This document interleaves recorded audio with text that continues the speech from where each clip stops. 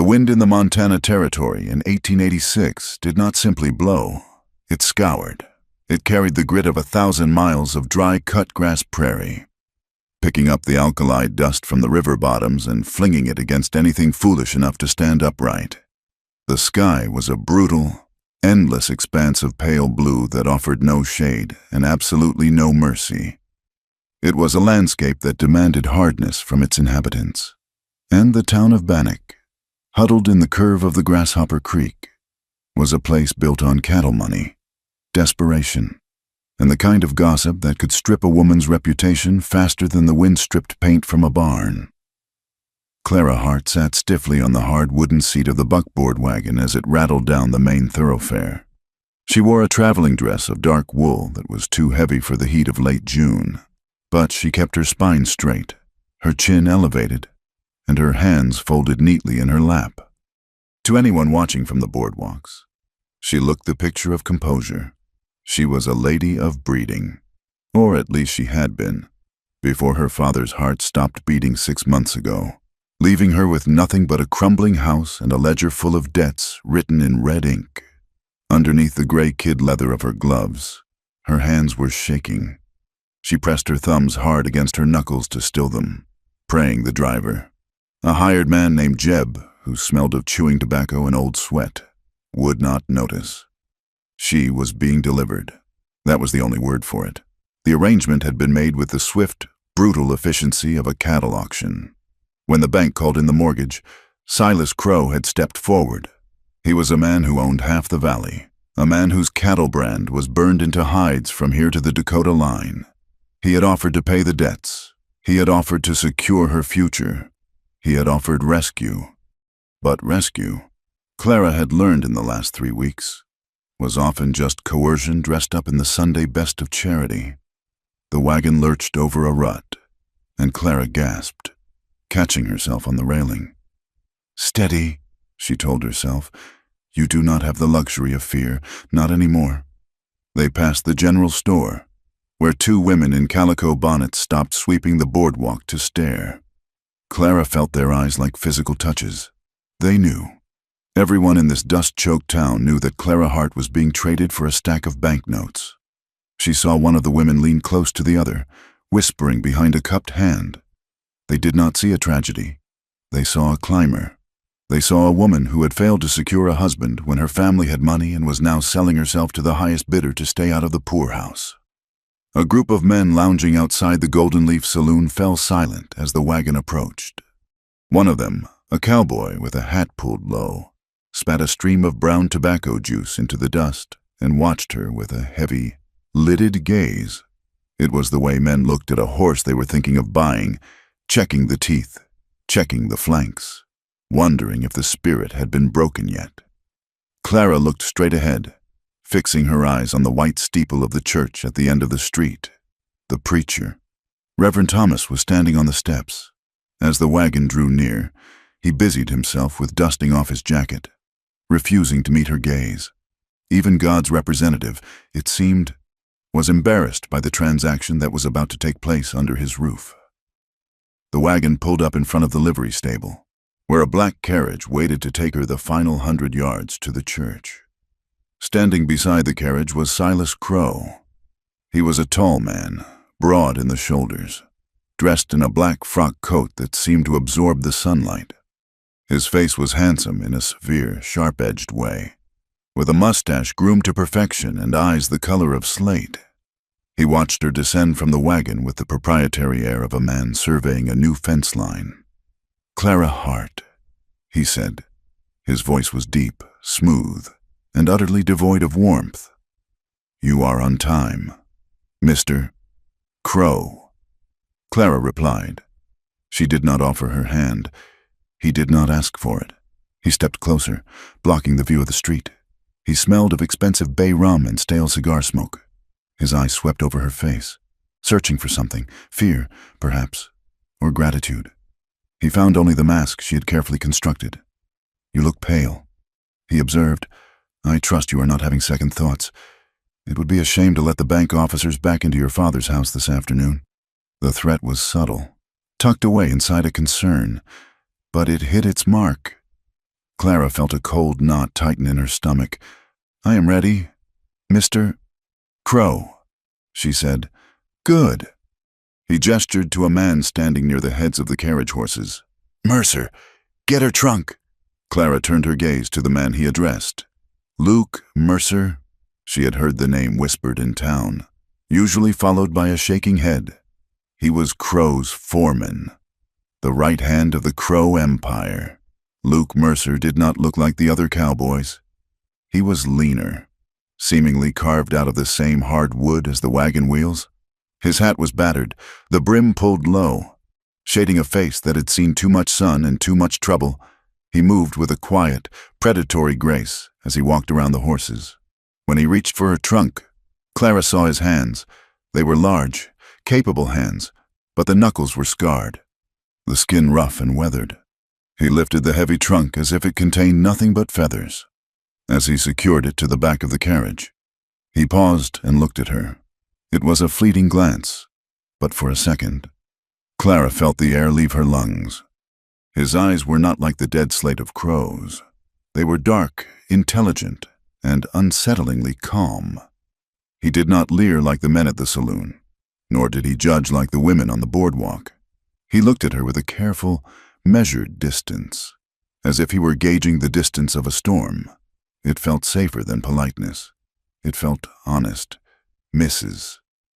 Crow will be riding with me," Crow said, correcting the title before the vowels were even spoken. "You take the buckboard back to the ranch. Mercer, make sure the south gate is fixed." Luke Mercer nodded once. He did not speak. He climbed onto the seat of the buckboard, gathered the reins, and drove away without looking back. The wedding ceremony was a blur of heat and suffocation. The church was stifling, the air thick with the smell of old hymnals and dry pine. Sunlight slashed through the dusty windows, illuminating the motes of dust dancing in the air. Clara wore a veil of heavy lace that she had found in her mother's trunk. It was meant to be romantic, a symbol of purity, but as she stood at the altar beside Silas Crow, it felt like a shroud. The lace scratched against her cheek. It made the world look gray and patterned, like she was viewing her life through the bars of a cage. Reverend Thomas spoke the words quickly, his voice rushing as if he wanted to get the business over with. "Do you, Silas, take this woman? Do you, Clara, take this man?" "I do," Crow said. His voice rang out, claiming ownership. Clara's throat was dry as paper. She looked at the floorboards, counting the nail heads to keep from screaming. She thought of the ledger. She thought of the house she was saving, though she would no longer live in it. She thought of the secret she carried, the dark stain on her past that Crow had hinted he knew about. The year in Denver, the accusations, the ruin that had chased her here. If she did not marry him, she would be destitute, and a destitute woman with her history would be destroyed. "I do," she whispered. It was done. They walked out into the blinding afternoon sun. There was no cheering crowd, no rice thrown, just the wind hissing through the eaves of the church and the horses stamping their feet in the dirt. Crow stopped on the bottom step to speak with the banker, a short, sweating man who looked relieved that his investment was now secured. "Wait in the carriage," Crow ordered Clara over his shoulder. Clara walked toward the carriage, her legs feeling like lead. She needed a moment, just one moment to breathe before the prison door clanged shut forever.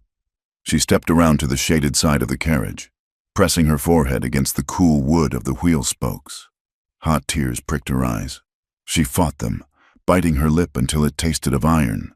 She could not cry, not here, not where they could see. A shadow fell over her. She flinched, straightening up, expecting Crow's reprimand. It was not Crow. Luke Mercer stood there. He had not gone back to the ranch yet. He was holding a cinch strap, ostensibly checking the harness, but he was standing close enough that she could smell the scent of leather, sage, and tobacco smoke that clung to his coat. He saw the tears. The veil was still down, thick and obscuring, but the dampness had soaked into the lace, dark patches against the white. Clara froze. She waited for the mockery. She waited for him to call out to his boss. Luke looked at the church steps where Crow was laughing at something the banker said. Then he looked back at her, slowly, with a movement that was surprisingly gentle for a man with such scarred hands. He reached out. He took the edge of the heavy lace veil. Clara stopped breathing. He lifted it, just an inch, just enough to expose her chin, her mouth, and the terrified wideness of her eyes. He did not lift it high enough for the men on the steps to see. He created a small, private space between them, shielded by the carriage and his own broad shoulders. Clara, he said. He did not say Mrs. Crow. He did not say ma'am. He whispered her name. It was a low, rough sound, like boots on gravel. But in that single word, there was an acknowledgement. He was looking at her face, seeing the person beneath the transaction. He was reminding her that she existed. For 3 seconds, the world stopped. The wind died down. The shame that had been burning her skin cooled. Then, just as quickly, he let the lace fall back into place. "Fix your face," he said quietly. "He is coming." He turned and walked around to the horses, tightening a strap that was already tight. Clara stood trembling. A strange, violent collision of feelings wrecked her chest. Relief washed over her, the relief of being seen, of being recognized as human. But crashing into that relief was sheer, white-knuckled terror. Because in the eyes of Luke Mercer, she had seen something dangerous. She had seen a man who understood silence, and on Silas Crow's land, being seen by another man was not a comfort. It was a liability. She wiped her cheeks beneath the veil, swallowed her sob, and climbed into the carriage just as Crow rounded the corner. The drive to the Iron Ridge Ranch took 4 hours. The town of Bannock faded behind them, replaced by the rolling, endless expanse of the territory. The grass here was yellow and brittle, stretching out to the horizon where purple mountains cut the sky like jagged teeth. Silas Crow did not speak much. He drove with one hand, smoking a cigar, occasionally pointing out a landmark with the whip. "That is my north pasture," he said. 3,000 acres. That is the creek. It runs dry in August. But we have windmills. Mine, mine, mine. The word hung unspoken at the end of every sentence. The ranch house appeared at sunset. It was not a home, it was a fortress. 2 stories of whitewashed timber, a heavy wraparound porch, and a slate roof that looked strong enough to withstand a siege. It sat on a rise, overlooking a sprawl of barns, corrals, and bunkhouses, fences cut across the earth like scars, barbed wire glinting in the dying light. As they pulled up to the main house, a woman stepped out onto the porch. She was severe, wearing a gray dress with a high collar, her hair pulled back so tightly it pulled the skin of her face taut. "This is Mrs. Higgins," Crow said as he helped Clara down. "She manages the household. You will find she runs a tight ship. Mrs." Higgins bobbed a curtsy that was more of a twitch. "Welcome, Mrs. Crow. Mr. Crow has left instructions for your settling in." "Thank you," Clara said. Crow placed a hand on the small of Clara's back. It was heavy and possessive. "Mrs. Higgins will show you the rules of the house. Dinner is at 7 sharp. I expect you to be dressed for it. I do not tolerate tardiness, and I do not tolerate waste." Clara looked at the house, then out toward the bunkhouse. Men were moving there, washing up after the day's work. She saw the tall, dark shape of Luke Mercer walking toward the barn. He stopped, just for a moment, looking toward the main house. Even from this distance, she felt the weight of his gaze. Then he disappeared into the shadows of the barn. Crow's fingers tightened on her waist. "Shall we go inside?" Inside. The house was dark and smelling of lemon oil and beeswax. The furniture was heavy oak, imposing and uncomfortable. "Mrs." Higgins led Clara to the 2nd floor, to a large bedroom that overlooked the front yard. "Your room, ma'am, Mrs." Higgins said, "Mr. Crow's room connects through that door there." She pointed to a heavy oak door on the left wall. "You are not to enter the kitchen during meal preparation. You are not to speak to the ranch hands unless it is a matter of emergency. Mr. Crow prefers that you take your walks in the garden, not the open range. It is safer, Mrs. Higgins's eyes were small and bead-like. She looked at Clara not as a mistress to be served, but as an inventory item to be tracked. I understand, Clara said softly. I report directly to Mr. Crow on all household matters. Mrs. Higgins added, her voice dropping a register. All matters. Clara nodded. She was a prisoner. The velvet was just a little thicker here than in town, but the bars were steel all the same. Dinner was an ordeal of silence. They sat at a long table, separated by 6 feet of polished wood. Crow ate with precision, cutting his steak into perfect squares. The beef is from my own herd, he said, top quality. It is delicious. Clara lied. It tasted like ash in her mouth. Crow put down his knife and fork. He picked up his wine glass, swirling the red liquid. You are a quiet woman. Clara, I like that. My first wife, she talked too much. She had opinions on things that did not concern her. Clara kept her eyes on her plate. What happened to her?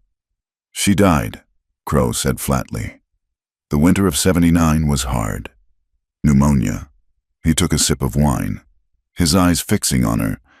You, however, seem to understand the value of discretion. Given your history in Denver, it is wise to be quiet. Clara's fork clattered against the china. She stilled it instantly. You know, I make it my business to know what I am buying, Crow said. He smiled, a cold stretching of lips that did not reach his eyes. A false accusation of theft, wasn't it? From a boarding house where you were staying? Of course, the man who accused you had a reputation for preying on young women who refused his advances. But in the eyes of the law, and the eyes of polite society, the stain remains. Clara felt the blood drain from her face. It was the secret she had guarded with her life. I saved you from that. Clara, Crow continued softly, I paid the debts. I gave you a name that commands respect. You owe me. I am your wife, Clara whispered. Yes, you are. He stood up. Go to the room. Prepare yourself. I will be up shortly. Clara fled the dining room. Her legs shook so badly she nearly tripped on the stairs. She reached the bedroom and closed the door, leaning against it, gasping for air. She changed into her nightgown with trembling fingers. The silk felt cold against her skin. She walked to the window, looking out at the darkness. The moon had risen, casting a pale, ghostly light over the prairie. She heard the heavy tread of boots in the hallway. The handle of the connecting door turned. Silas Crow entered. He had removed his coat and tie. In the dim light, he looked larger, more menacing. He locked the door behind him. Clara stood by the window, clutching her arms around herself. Come here, he said. It was not a request. Clara took a step forward. Please, Silas, I am tired. The journey. You are my wife, he repeated, the words sounding like the closing of a ledger. And I have waited long enough. He crossed the room in 3 strides. He reached out and took her arm. His grip was hard, bruising. He pulled her toward him. There was no romance in it, no tenderness. It was the claim of a man who owned the land, the cattle, and now, the woman. Clara stiffened, her body rigid. She did not fight, for fighting would be useless, but she did not yield. You are hurting me, she said, her voice shaking. Crow laughed softly. You will learn to like what I give you. He raised a hand to touch her face, his thumb tracing the line of her jaw. It was a possessive, terrifying touch. Suddenly, a shout rang out from the yard below. Fire! Fire in the south barn! The cry was frantic, piercing the thick walls of the house. Crow froze. His hand dropped from her face. He turned toward the window. Damnation, he hissed. Another shout. The water tank! The horses are spooked! Crow swore violently. He released Clara, shoving her slightly away as if she were an annoyance. Stay here, he barked. He grabbed his coat and a revolver from the dresser, storming out of the room and down the stairs. Clara rushed to the window. Below, chaos had erupted. Men were running with lanterns. Horses were screaming in the corral, their hooves thundering against the wood. Smoke was drifting from the direction of the water tank, though she could not see flames. In the center of the yard, illuminated by the swinging light of a lantern, stood Luke Mercer. He was shouting orders, pointing men toward the corrals, directing others to the pump. He looked calm amidst the panic, a rock in the stream, as Crow ran out onto the porch, bellowing questions. Luke turned. He looked up at the main house. For a second, his eyes met Clara's at the window. There was no fire in the barn. She could see that now. The smoke was coming from a pile of damp hay near the water trough, smoldering but harmless. The horses had been let loose in the corral, causing the noise, but they were not in danger. It was a diversion. Luke Mercer had not created an emergency. He had created a reprieve. He looked at her, his face unreadable in the shadows. And then he turned back to Crow, playing the part of the concerned foreman. Clara stepped back from the glass, her heart hammering against her ribs. She had thought Luke Mercer was dangerous. She had been right. But he was not dangerous because he was violent, though the scars on his knuckles spoke of violence. He was dangerous because he was gentle enough to notice her terror, and controlled enough to do something about it without leaving a fingerprint. He had bought her a night. Just one night. The house fell silent as the men moved further away to wrangle the horses. Clara stood alone in the center of the room. The connecting door was still open. She walked over and closed it. She turned the key in the lock. It was a flimsy barrier against a man like Silas Crow, but for tonight, it would hold. Clara returned to the window. The wind was still howling, rattling the panes of glass. Outside, the coyotes began to call, a lonely, yipping sound that echoed across the miles of empty space. The stars were cold and sharp, looking down on the Montana Territory with supreme indifference. She wrapped her arms around her waist. She was trapped. She was owned. She was in a place where the law was written by men with guns and money.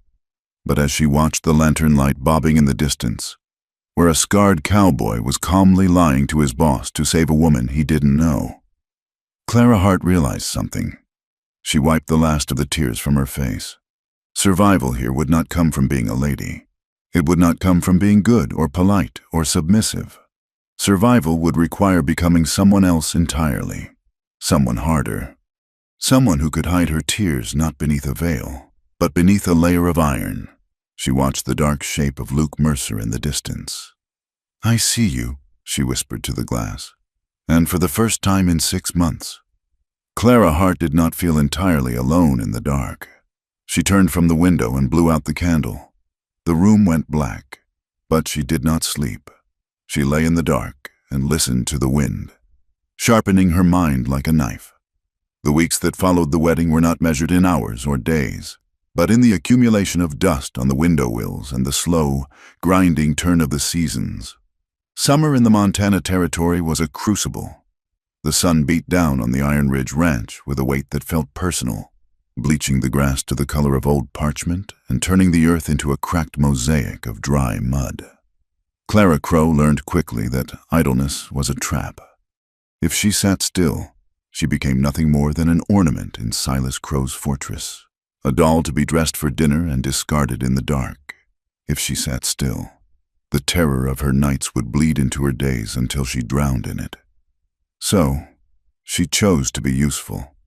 Usefulness was a currency, and she needed to buy space. She started with the ledgers. Silas had left them open on his desk one morning. A careless arrogance born of the belief that a woman's mind could not comprehend the intricacies of cattle yields and grain prices. He was wrong. Clara's father had been a dreamer, but her mother had been the one who kept the wolves from the door for 20 years. And she had taught Clara that numbers were the only language that did not lie. Clara corrected a miscalculation in the feed bill that would have cost the ranch $50. When Silas found it, he had stared at her with a flat, unreadable expression, then grunted.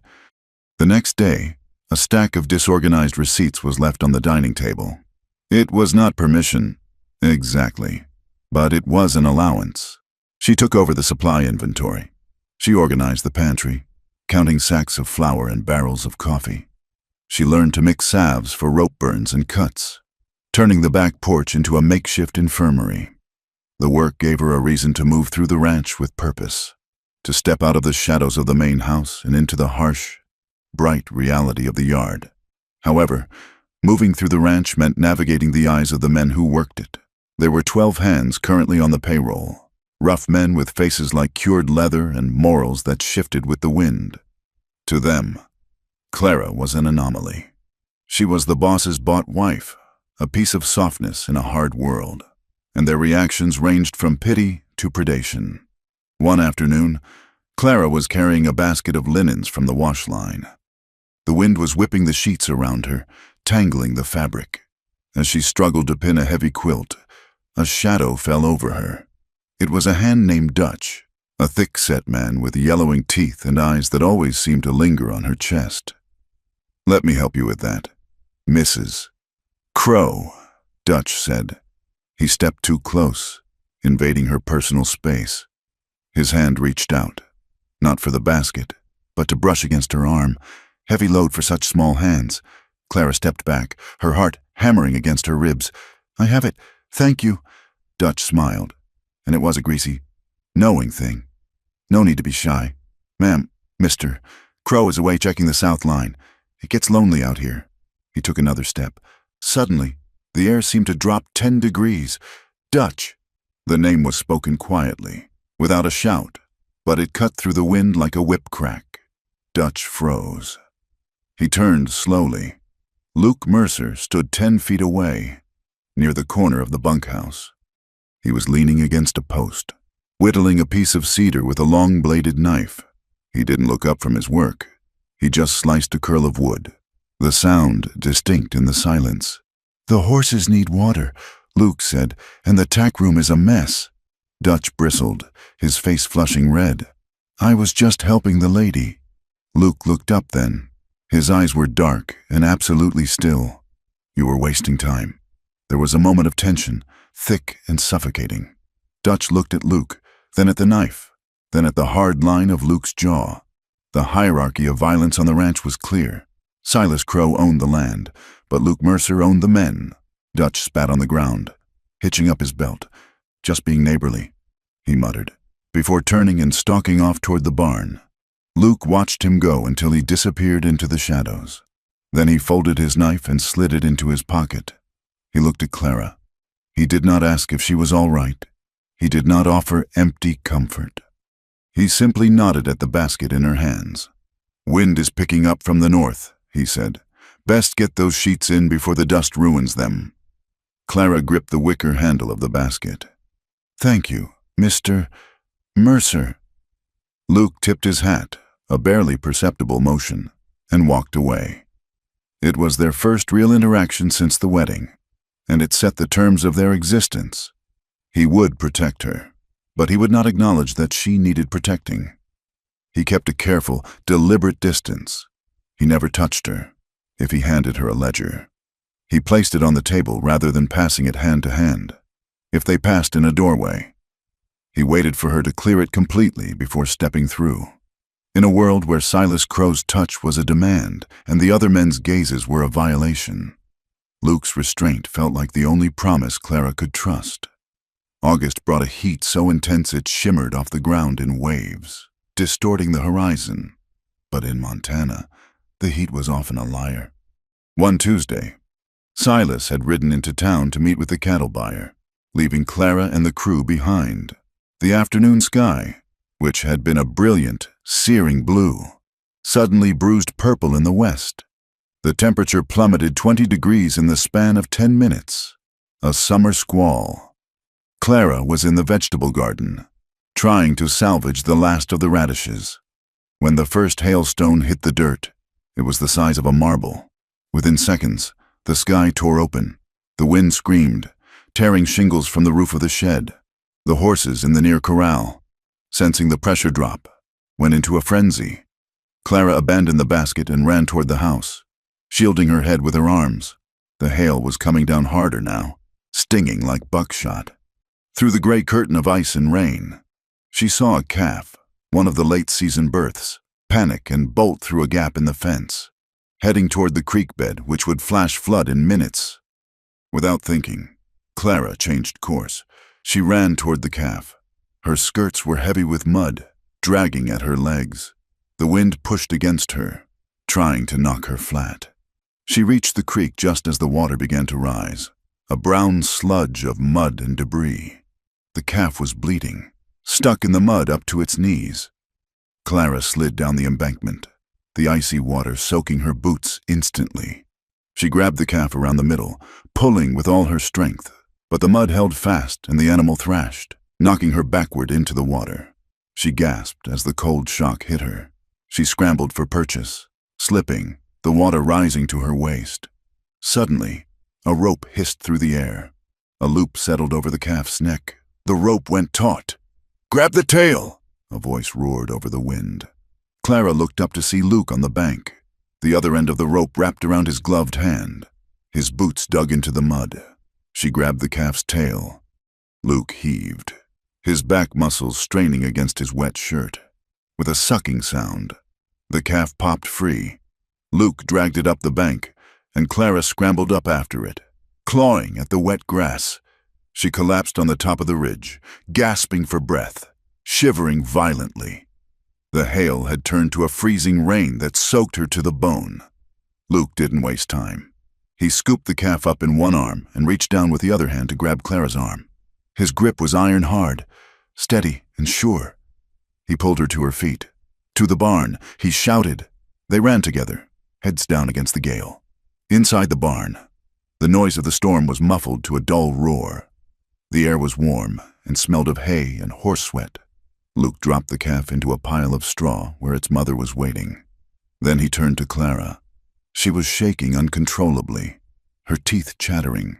Her dress was ruined, plastered to her skin. Mud streaked across her face. Luke stripped off his canvas coat. It was dry on the inside. He draped it over her shoulders, pulling the collar tight around her neck. "You shouldn't have gone after it," he said, his voice low but rough. "A calf isn't worth a broken neck. I couldn't. Just let it drown," Clara stammered. Luke looked at her. He was close, closer than he had ever been. Water dripped from the brim of his hat. His eyes swept over her face, taking in the mud, the fear, and the fierce, stubborn light in her eyes. He reached out, his hand hovering for a second. Then he brushed a clump of wet mud from her cheek with his thumb. The touch was electric. It lasted less than a second, but it burned through the cold that had settled in Clara's marrow. He pulled his hand back as if he had touched a hot stove. "Stay here," he said. "I will get a blanket from the tack room." He walked away, his boots heavy on the wooden floor. Clara pulled his coat tighter around herself. It smelled of tobacco, rain, and him. She buried her nose in the collar, inhaling the scent, and for the first time since coming to this God-forsaken place, she felt a strange, terrifying warmth bloom in her chest. In the weeks after the storm, the dynamic shifted. It was subtle, invisible to anyone who didn't know where to look. It was in the way Luke would pause for a fraction of a second too long when he handed her the mail. It was in the way Clara would find her eyes drawn to his hands as he worked the branding irons or mended a bridle. They spoke little, but their silence had developed a language. A glance across the yard meant, "I am here." A nod meant, "You are safe." A tightening of his jaw when Crow spoke meant, "I know." It was desire, yes, but it was threaded with danger. It was the feeling of walking along a cliff edge in the dark, exhilarating and potentially fatal. Silas Crow was not a man of intuition, but he was a man of possession. And possessive men notice when their property drifts. He began to watch them. He would sit on the porch in the evenings, smoking a cigar, his eyes tracking Clara as she moved through the house. "You seem to have taken a liking to the ranch work," Crow said one evening at dinner. "It keeps me busy," Clara replied, cutting her meat carefully. "Perhaps too busy." Crow said, "I didn't marry a ranch hand. Clara, I married a lady. From now on, Mrs. Higgins will handle the inventory. You will confine your activities to the house and the garden. But the ledgers—" Clara started. "Are done," Crow snapped. He looked at her, his slate eyes narrowing. "And I have noticed Mercer hanging around the main house more than is necessary. I will speak to him." Clara's heart stopped. He is only doing his job. "Silas." Crow smiled, and it was the smile of a wolf who has cornered a rabbit. "I decide what his job is." The restrictions tightened. Misses. Higgins began watching Clara with renewed zeal, reporting every movement. Clara felt the walls closing in. But the restriction only sharpened her need to understand the cage she was in. She found the key to Silas's private desk drawer purely by accident. It had fallen out of his vest pocket when the housekeeper took his suit for cleaning. Clara saw it glinting on the hallway rug. She waited until Silas was out inspecting the north herd and misses. Higgins was in the cellar counting preserve jars. She slipped into the study. Her hands shook as she unlocked the drawer. Inside were stacks of papers, deeds, cattle counts, banknotes. She flipped through them frantically. She found the file labeled Hard Estate. She opened it. There was the mortgage document. She scanned the numbers. Her breath hitched.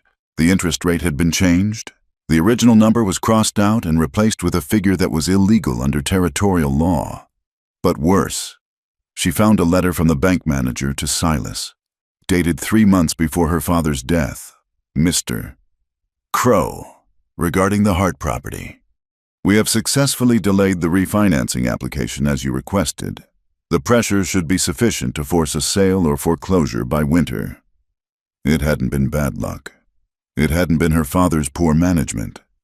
It had been a trap. Silas Crow had engineered the ruin of her family to acquire the land.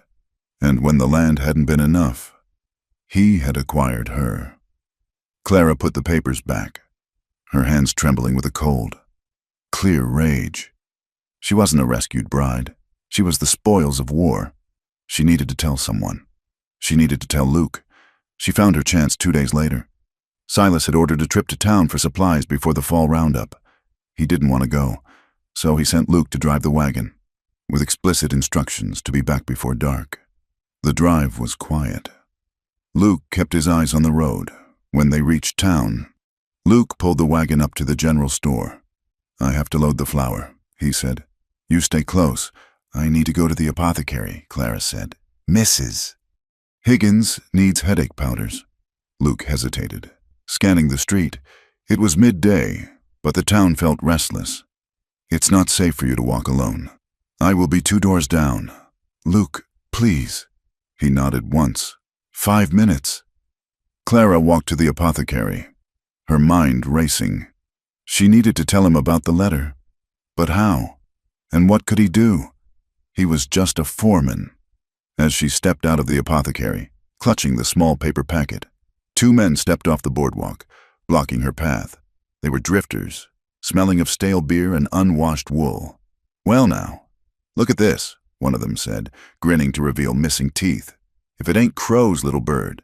"Excuse me?" Clara said, trying to step around them. The man moved to block her. "You look mighty fine in that dress. Too fine for a man like Silas Crow. Heard he bought you for the price of a mortgage." Clara felt the shame burn her cheeks. "Let me pass." "Or what?" the second man sneered. "You gonna scream?" He reached out and grabbed her wrist. His fingers were greasy and strong. Clara gasped, pulling back. "Let go!" The man laughed.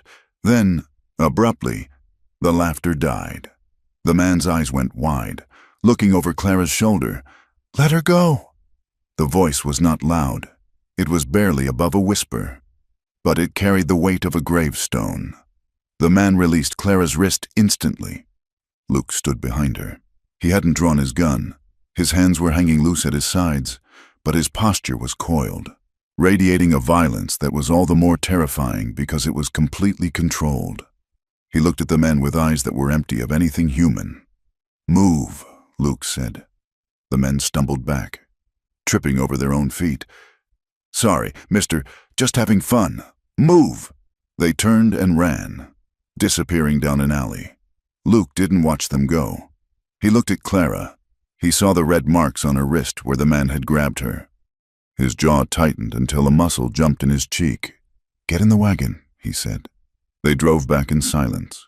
but the air between them was charged with a new, volatile energy. Clara sat with her hands clenched in her lap. She was ashamed that she had been weak, ashamed that she was seen as property by everyone, ashamed that she needed saving. But beneath the shame, anger was kindling.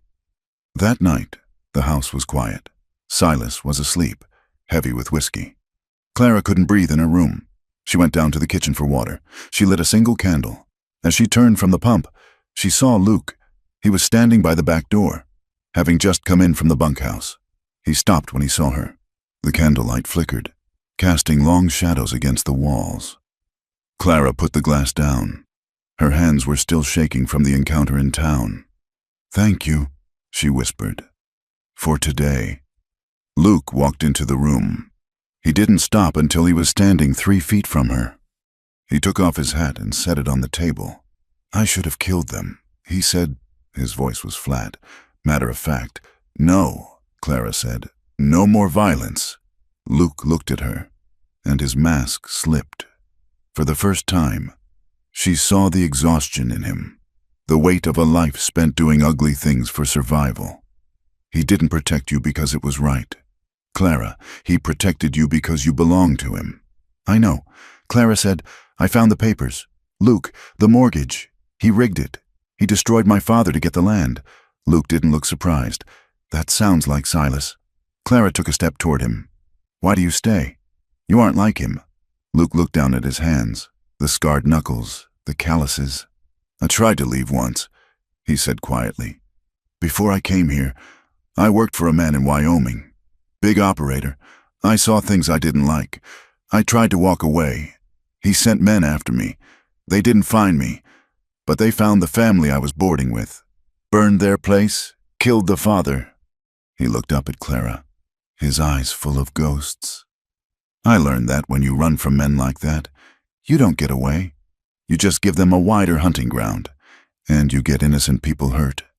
Clara felt a crack in her heart. He stayed because he believed he was poison.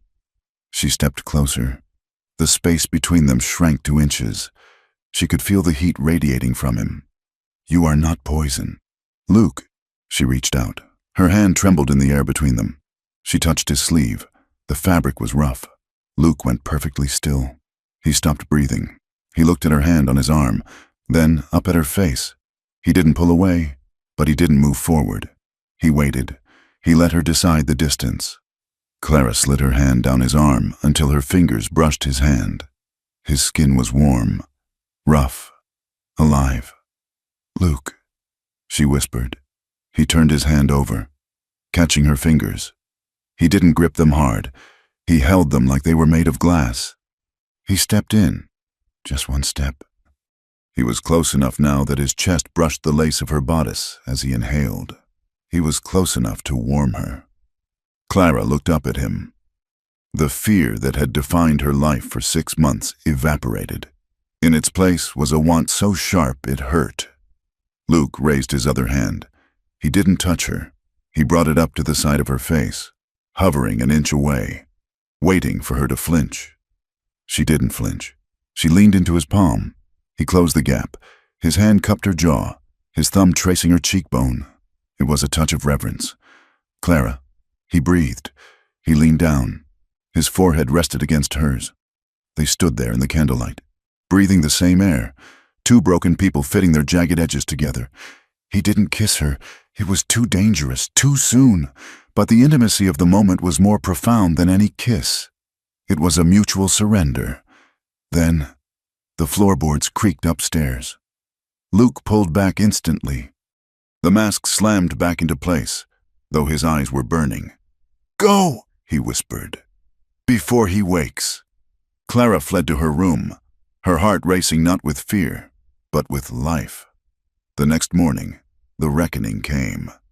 Silas Crow stood on the porch, watching Luke saddle a horse. "Mercer," Silas barked. Luke led the horse over. "Mr. Crow, I have a job for you," Silas said. "I need you to ride up to the high country, check the line shacks near the pass, take account of the strays." "That's a 2-week ride," Luke said, his voice steady. "The roundup starts in 10 days. "You need me here. I need you where I tell you to be," Silas said softly. He looked from Luke to the window where Clara was standing. "I think it would be best if you were away for a while. The air around here is getting stale, don't you think?" Luke looked at the window. He saw Clara's pale face behind the glass. He realized then, Silas knew. He didn't know everything, but he knew enough. He was separating them. He was isolating Clara, removing her only ally. And if Luke refused, Silas would have cause to kill him. Or worse, punish her. "I will leave within the hour," Luke said. "Good man," Silas said, smiling. Luke finished saddling the horse. He packed his bedroll and his rifle. He mounted up. He rode past the house. He didn't stop. He couldn't. But as he passed the window, he lifted his hand to the brim of his hat. A salute. A promise. Clara watched him ride out. The sky was bruised with purple clouds, a storm brewing in the mountains. She watched until he was just a speck against the vast, indifferent prairie. She turned back to the empty room. The silence of the house pressed in on her, heavy and suffocating. Silas was downstairs, satisfied, believing he had won. But as Clara stood there, she didn't feel the crushing weight of despair she expected. She felt something else, a cold, hard resolve hardening in her gut like steel. He had taken her money. He had taken her freedom. He had tried to take her dignity. Now he had taken Luke. Clara walked to the mirror. She looked at her own reflection. The frightened girl who had hidden under a veil was gone. She smoothed her skirts. She lifted her chin. Love, she realized, looking at her own fierce eyes, was not going to be a soft thing. Not here, not in this land of dust and blood. Love was going to be an act of war, and she was just beginning to fight. Luke Mercer returned to the Iron Ridge Ranch 5 days early, riding a horse that was lathered and blowing hard. The sky to the north was the color of a fresh bruise, promising snow. But it was not the weather that had driven him back. It was the tracks he had found near the pass, or rather, the lack of them. Silas Crow had sent him to hunt rustlers, claiming 50 head of cattle had been driven off toward the high country. But Luke had ridden the fence line for 3 days and found no cut wire. He had circled the herd and found no agitation. What he had found, near the Slot Canyon, was a set of tracks made by a single horse, deliberately scuffing the earth to look like a drive, and a branded steer slaughtered clumsily and left to rot, meant to look like a warning. It was theater. It was a stage play enacted on the dirt of the territory, designed to manufacture a crisis. When Luke crested the final ridge overlooking the ranch, he understood why. 3 horses were tethered at the rail in front of the main house. They bore the brand of the county livery, but the saddles were stamped with the seal of the sheriff's office. Luke guided his horse down the slope, his stomach tightening. He had expected Silas to isolate Clara. He had not expected him to bring the law into the game. He left his horse at the barn, tossing the reins to a stable boy who looked frightened, and walked straight to the main house. He didn't knock. The parlor was warm, smelling of cigar smoke and whiskey. Silas Crow sat in his high-backed leather chair. Opposite him, with his boots resting on the polished hearth, sat Sheriff Baines. Baines was a man who wore his badge like a license to steal. He was heavy-set, with a face that had gone soft from other men's cooking and eyes that were constantly shifting, looking for an advantage. 2 of his deputies, lean men with hard faces, stood by the window. Clara was there too. She was standing by the sideboard, pouring whiskey into a crystal tumbler. Her hand was steady, but her face was the color of milk. She looked up as Luke entered, and for a fraction of a second, her mask slipped. Relief warred with terror. "Well now," Silas said, not rising. "Look who decided to join the party. I thought you were tracking thieves." "Mercer." "There were no thieves," Luke said, his voice flat. "Just a dead steer and a lot of bad acting." Silas chuckled. "A dry, rattling sound. Sheriff Baines here disagrees. He believes there is a gang operating in the area. Serious men. He insisted on stationing a detail here to protect the ranch. And, of course, to protect my wife. Baines took the glass from Clara, his fingers lingering on hers a moment too long before she pulled away. Just doing my duty. Crow, Baines said, his voice oily. A woman like Mrs. Crow needs looking after. The territory is a dangerous place. Luke looked at Baines, then at Silas. It was a masterstroke of control. By inviting the law onto the ranch, Silas had turned the house into a prison cell with an official seal. If Clara tried to run now, she wouldn't just be a runaway wife. She would be fleeing police protection. If Luke tried to intervene, he wouldn't be fighting a husband. He would be assaulting an officer. You look tired. Mercer, Silas said, go to the bunkhouse. The sheriff's men will handle the night watch. Luke didn't move. He looked at Clara. Go, she said softly. Please. Her eyes begged him not to make a scene that would get him arrested. Luke turned and walked out, but he didn't go to the bunkhouse. He went to the shadows of the porch and waited, listening to the wind pick up, carrying the first biting grit of the coming snow. The law felt less like a shield and more like another weapon pointed straight at Clara's heart. 2 days later, the snow began to fall in earnest, a white curtain that walled the ranch off from the rest of the world. The isolation was absolute. Inside the house, the tension was suffocating. Clara moved like a ghost, serving meals to the sheriff and his men, enduring their stares, their coarse jokes, and the way Silas presented her to them. A prized possession he was gracious enough to let them admire. But while the men drank and played cards in the parlor, Clara was fighting a war in the quiet corners of the house. She knew Silas had something on her. He had hinted at it the night of the wedding, and again when she had found the altered mortgage papers. But hints were smoke. She needed the fire. She found her opportunity when Baines and Silas were arguing over a land dispute in the study. Silas, usually so careful, had unlocked his safe to retrieve a map and left the heavy iron door ajar while he poured drinks at the sideboard. Clara was in the hallway, carrying a tray of coffee. She heard the clink of glass. She slipped into the study, moving silently over the rug. The safe was open. She didn't have time to search. She grabbed the top folder, the one made of thick blue legal paper that she had seen Silas handle with a smug reverence. She shoved it into the waistband of her petticoats, beneath her apron, just as Silas turned around. "Clara," he said sharply. "I forgot the sugar," she stammered, backing out of the room. She fled to the pantry, her heart hammering against her ribs like a trapped bird. She bolted the door and pulled out the folder. She opened it. It was not a mortgage. It was a warrant. It was from Denver, dated 8 months ago. Wanted for arson and attempted murder. Clara Hart. Clara read the affidavit, her hands shaking so hard the paper rattled. It was signed by Reginald Thorne, the owner of the boarding house where she had stayed after her father's initial collapse. Thorne had cornered her in the laundry room one night. He had been drunk, violent, entitled. Clara had fought back. She had knocked over a kerosene lamp in the struggle. The curtains had caught fire. She had run. Thorne had survived, obviously. And he had spun a story. He claimed she had set the fire to rob him, that she had tried to burn him alive in his bed. It was a lie, but it was a lie stamped with the official seal of a Colorado judge. Silas didn't just own her dead. He owned her freedom. If she left him, he wouldn't just hunt her down. He would hand her over to hang. The door handle rattled. Mrs. Crow? It was Mrs. Higgins. Mr. Crow is asking for the coffee. "Coming," Clara whispered. She hid the folder behind a sack of flour, smoothed her apron, and unlocked the door.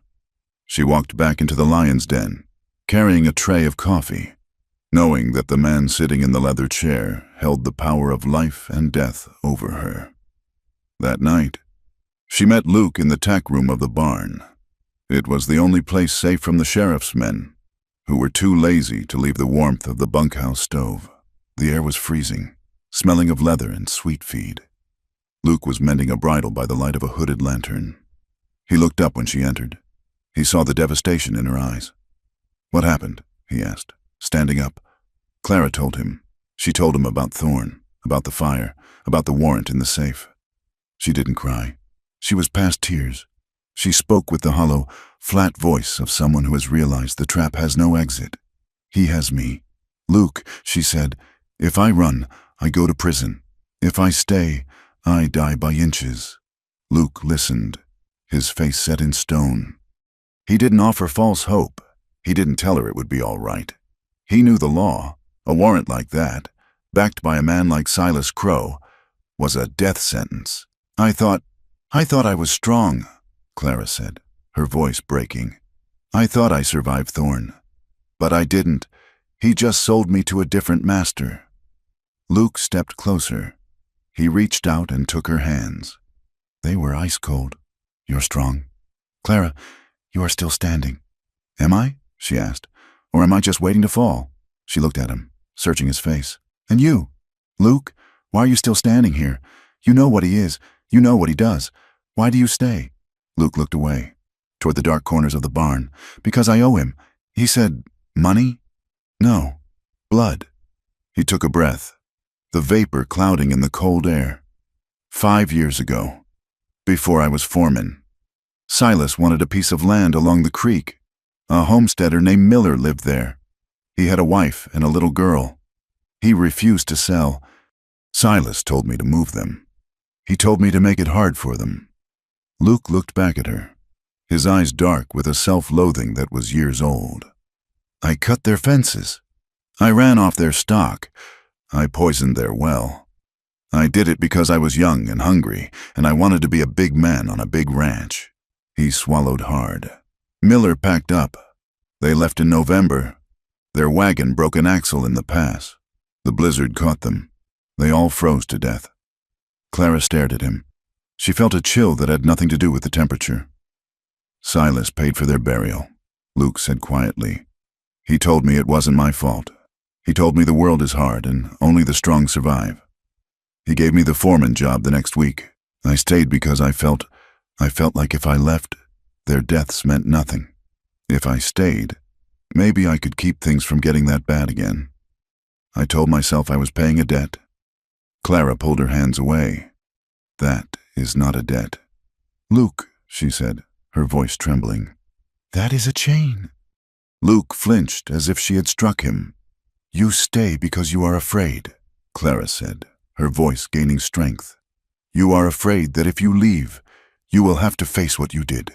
You are afraid that without Silas Crow, you are just a murderer. Luke looked at her, his face stripped raw. You are right. Clara looked at the man she was falling in love with, and she saw the monster he had been. But she also saw the man he was trying to be. She saw the man who had lifted her veil. She saw the man who had saved the calf. We are both trapped. Luke, she whispered, he holds my past, and he holds your guilt. He uses our own shame to keep us in the cage. She stepped back to him. She took his hands again. We have to break it. How? Luke asked. We stop hiding. We stop hoping he will change. We stop hoping for mercy. We start planning. The storm hit its peak 2 nights later. It was a blizzard that would be talked about for 20 years. The wind howled like a banshee, driving snow through the cracks in the walls. The temperature dropped to 30 degrees below zero. The ranch was buried. The sheriff's men were trapped in the bunkhouse, unable to navigate the 10 yards to the main house without risking death.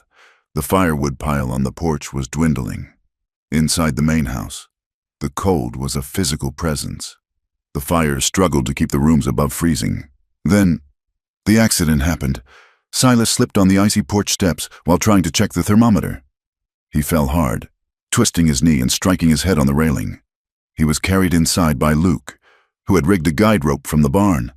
Silas was groggy, in pain, and useless. The power dynamic in the house shifted instantly. Clara took charge.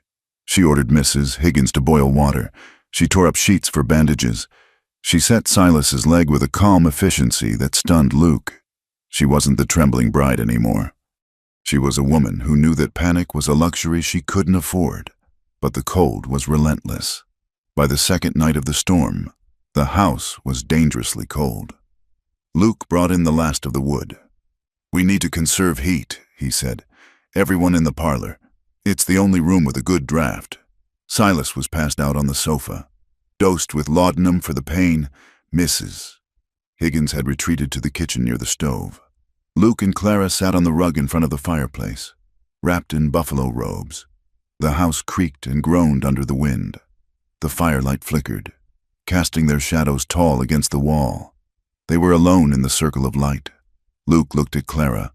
Her hair had come loose from its pins. Her face was smudged with soot. She looked exhausted and incredibly beautiful. "You were good today," he said softly. With Silas, he would have let me freeze if the roles were reversed. Clara said, "I know." Luke shifted. His leg brushed against hers under the robes. He didn't pull away. The intimacy of the storm was overpowering. The world outside had ceased to exist. There was only the fire, the cold, and the heat of their bodies. Luke reached out and touched a lock of hair that had fallen across her forehead. His fingers were rough, but his touch was light as a breath. Clara turned her face into his hand. She closed her eyes. "Luke," she whispered. He leaned in. His face was inches from hers. She could feel his breath on her lips. The desire was a physical ache, a sharp pull in the center of her chest. It would be so easy. Silas was unconscious. The world was white and empty. She wanted him. She wanted to be held, to be claimed by something other than duty and debt. But as his lips brushed hers, a feather-light contact, Clara stiffened. She pulled back. Luke froze. He looked at her, his eyes dark with confusion and hurt. "Clara, I can't," she whispered. "Why? Because I am still in the cage. Luke, and if we do this now, here, while he sleeps 10 feet away, it's just another secret. It's just another thing I have to hide." She looked at him, her eyes fierce. "I don't want to be your secret, Luke, and I don't want you to be my escape. I want to choose you, freely, in the daylight. Not like this." Luke looked at her for a long moment. He understood.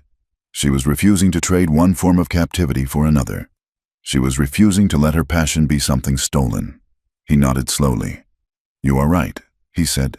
He pulled his hand back. He stood up. He picked up his bedroll from the floor. "Where are you going?" Clara asked. "To the door," Luke said. He walked to the heavy oak door of the parlor and laid his bedroll across the threshold. He sat down, his back against the wood, his rifle across his knees. "I will watch the fire," he said. "You sleep, Clara. No one comes through this door tonight." He was giving her space. He was protecting her, not just from the cold or from Silas, but from himself. He was proving that he could be a guardian without being a jailer. Clara watched him from the rug. For the first time in her life, she felt safe. Not rescued, safe. When the storm broke 3 days later, the world emerged brilliant and blindingly white. Silas recovered quickly, his constitution as hard as his conscience. But as his strength returned, so did his cruelty. He had seen something during the storm, perhaps through the haze of laudanum, or perhaps he just smelled the change in the air. He saw that Luke no longer looked at the ground when he spoke. He saw that Clara no longer trembled when he raised his voice. He decided to break them. He waited until breakfast, when the sheriff and his men were eating hungrily at the table. "Clara," Silas said, buttering his toast. "The men have been cooped up for days. Their clothes are filthy. You will do their washing today." Clara paused. "Mrs. Higgins usually handles the washing. Silas, Mrs. Higgins is busy," Silas said, "and a wife should know how to serve. Scrub the shirts, by hand, in the yard." It was a humiliation. He was making the lady of the house a laundress for hired guns. Clara looked at him. She looked at the sheriff, who was smirking into his coffee. She stood up. Very well. She walked out to the frozen yard. She broke the ice in the washtub. She plunged her hands into the freezing water. Luke watched from the barn, his knuckles white as he gripped a pitchfork. He started to move toward her. Clara looked up. She caught his eye. She shook her head. No, she scrubbed the shirts. Her hands turned red, then blue. The pain was excruciating. But she didn't stop. She didn't cry. She scrubbed until the water was gray. And as she worked, something inside her finally snapped. Not her spirit, that had been tempered by the fire. What snapped was her hope. She stopped hoping Silas would be kind. She stopped hoping he would be fair. She stopped hoping he would die of natural causes. She looked at the house, at the smoke curling from the chimney where Silas sat warm and smug. I will outlive you, she thought. I will watch you buried in this frozen earth. That afternoon, while the sheriff's men were distracted by a poker game, Luke found it. He had been looking for a spare cinch in the old tack box at the back of the barn, a box that hadn't been opened in years. Underneath a pile of moth-eaten blankets, he found a ledger. It wasn't the official ranch ledger. It was a small, black notebook. Luke opened it. It was in Silas's handwriting. August 1881. Payment to R. G. for removal of squatters, $50. October 1883. Payment to Sheriff Baines for lost evidence, $100. January 1886. Payment to T. regarding Hart property fire, $200. Luke stared at the entry. Hart property fire. It wasn't a coincidence. It wasn't just predatory lending. Silas had paid someone to start the fire that had killed Clara's father's spirit and destroyed their home. Or perhaps he had paid someone to ensure the mortgage papers were destroyed in an accidental fire. Wait, he reread the entry. Payment to T. Thorne? Reginald Thorne? Luke turned the page. Wire transfer to R. Thorne. Denver. Services rendered regarding C. Heart accusation. The air left Luke's lungs. Silas hadn't just used the warrant as leverage. He had bought it. He had paid Thorne to make the accusation, or at least to pursue it. He had orchestrated the entire tragedy of Clara's life to trap her. Luke closed the book. His hands were shaking. Not from cold, but from a rage so pure it felt like holiness. He hid the book inside his coat. He needed to tell Clara, but he couldn't go to the house. Silas was watching. Help came from an unlikely source. Late that afternoon, a cutter sleigh arrived at the ranch. It was Mrs. Gable, the midwife from the settlement across the valley. She was a stern, practical woman who feared God and nothing else. She had come to check on Mrs. Higgins, who suffered from rheumatism in the cold. Silas couldn't turn her away without raising suspicion. Mrs. Gable entered the kitchen where Clara was warming her frozen hands. The older woman took one look at Clara's red, cracked skin and the exhaustion in her eyes. She didn't say a word. She opened her bag and took out a jar of salve. Sit, she ordered. She applied the salve to Clara's hands. Then she leaned in close. You look like a woman walking on a wire. Mrs. Gable whispered. Clara looked at her. Mrs. Gable's eyes were kind, but sharp. She saw. I am, Clara whispered back. If you fall, Mrs. Gable said, looking at the door to ensure they were alone. There are people in the valley who remember what kind of man your father was. People who don't much care for Silas Crow's way of doing business. It was a thin thread. A tiny offer of alliance. If I needed to send a letter, Clara whispered. A letter that couldn't go through the post office in town. Mrs. Gable finished wrapping Clara's hand. I will be passing through on my way back next Tuesday. If you have something for me, put it in the bottom of the mending basket. She stood up. Keep your head up, child. The winter doesn't last forever. Mrs. Gable left. Clara felt a surge of adrenaline. She had a way out. That night, she slipped out to the barn on the pretext of checking the chickens. Luke was waiting. He showed her the ledger. He showed her the entry about Thorne. Clara stared at the page. The truth washed over her. It wasn't just bad luck. It wasn't just her mistake. It was him. It had always been him. He paid Thorne, she whispered. He paid him to ruin me.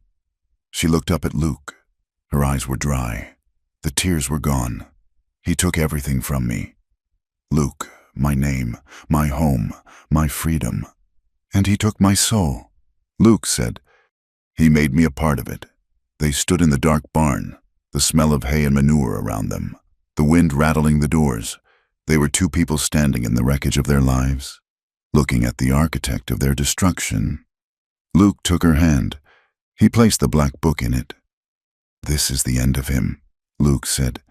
"If we can get this to the U.S. Marshal in Helena, not Baines, a real marshal."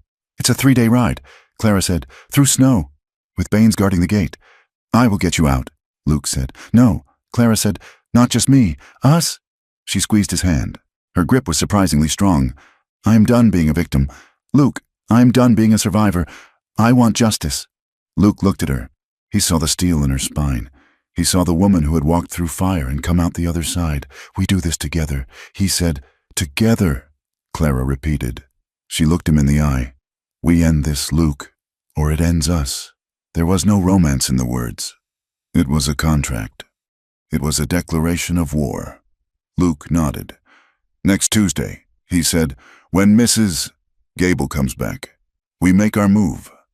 Clara turned to go back to the house, back to the prison. But as she walked across the frozen yard, she didn't feel the cold. She felt the heat of the black book pressed against her side. She walked into the house, past the sheriff, past Silas. "Good evening, Silas," she said calmly. Silas looked up, surprised by her tone. "Good evening, Clara." He didn't see the fire in her eyes. He didn't see the knife hidden in her smile. He thought he had broken her. He was wrong. He had just forged her. The weeks following the discovery of the ledger were a slow, grinding war of attrition. The snow had settled into a hard, permanent crust over the Montana range, turning the world into a landscape of white silence and gray sky. Inside the Iron Ridge Ranch, the silence was just as heavy, but far more brittle. Clara Crow moved through the house like a shadow, performing the duties of a wife while her mind worked with the cold precision of a tactician. She had the black book hidden beneath the floorboards of the pantry, wrapped in oilcloth. But the book alone was not enough.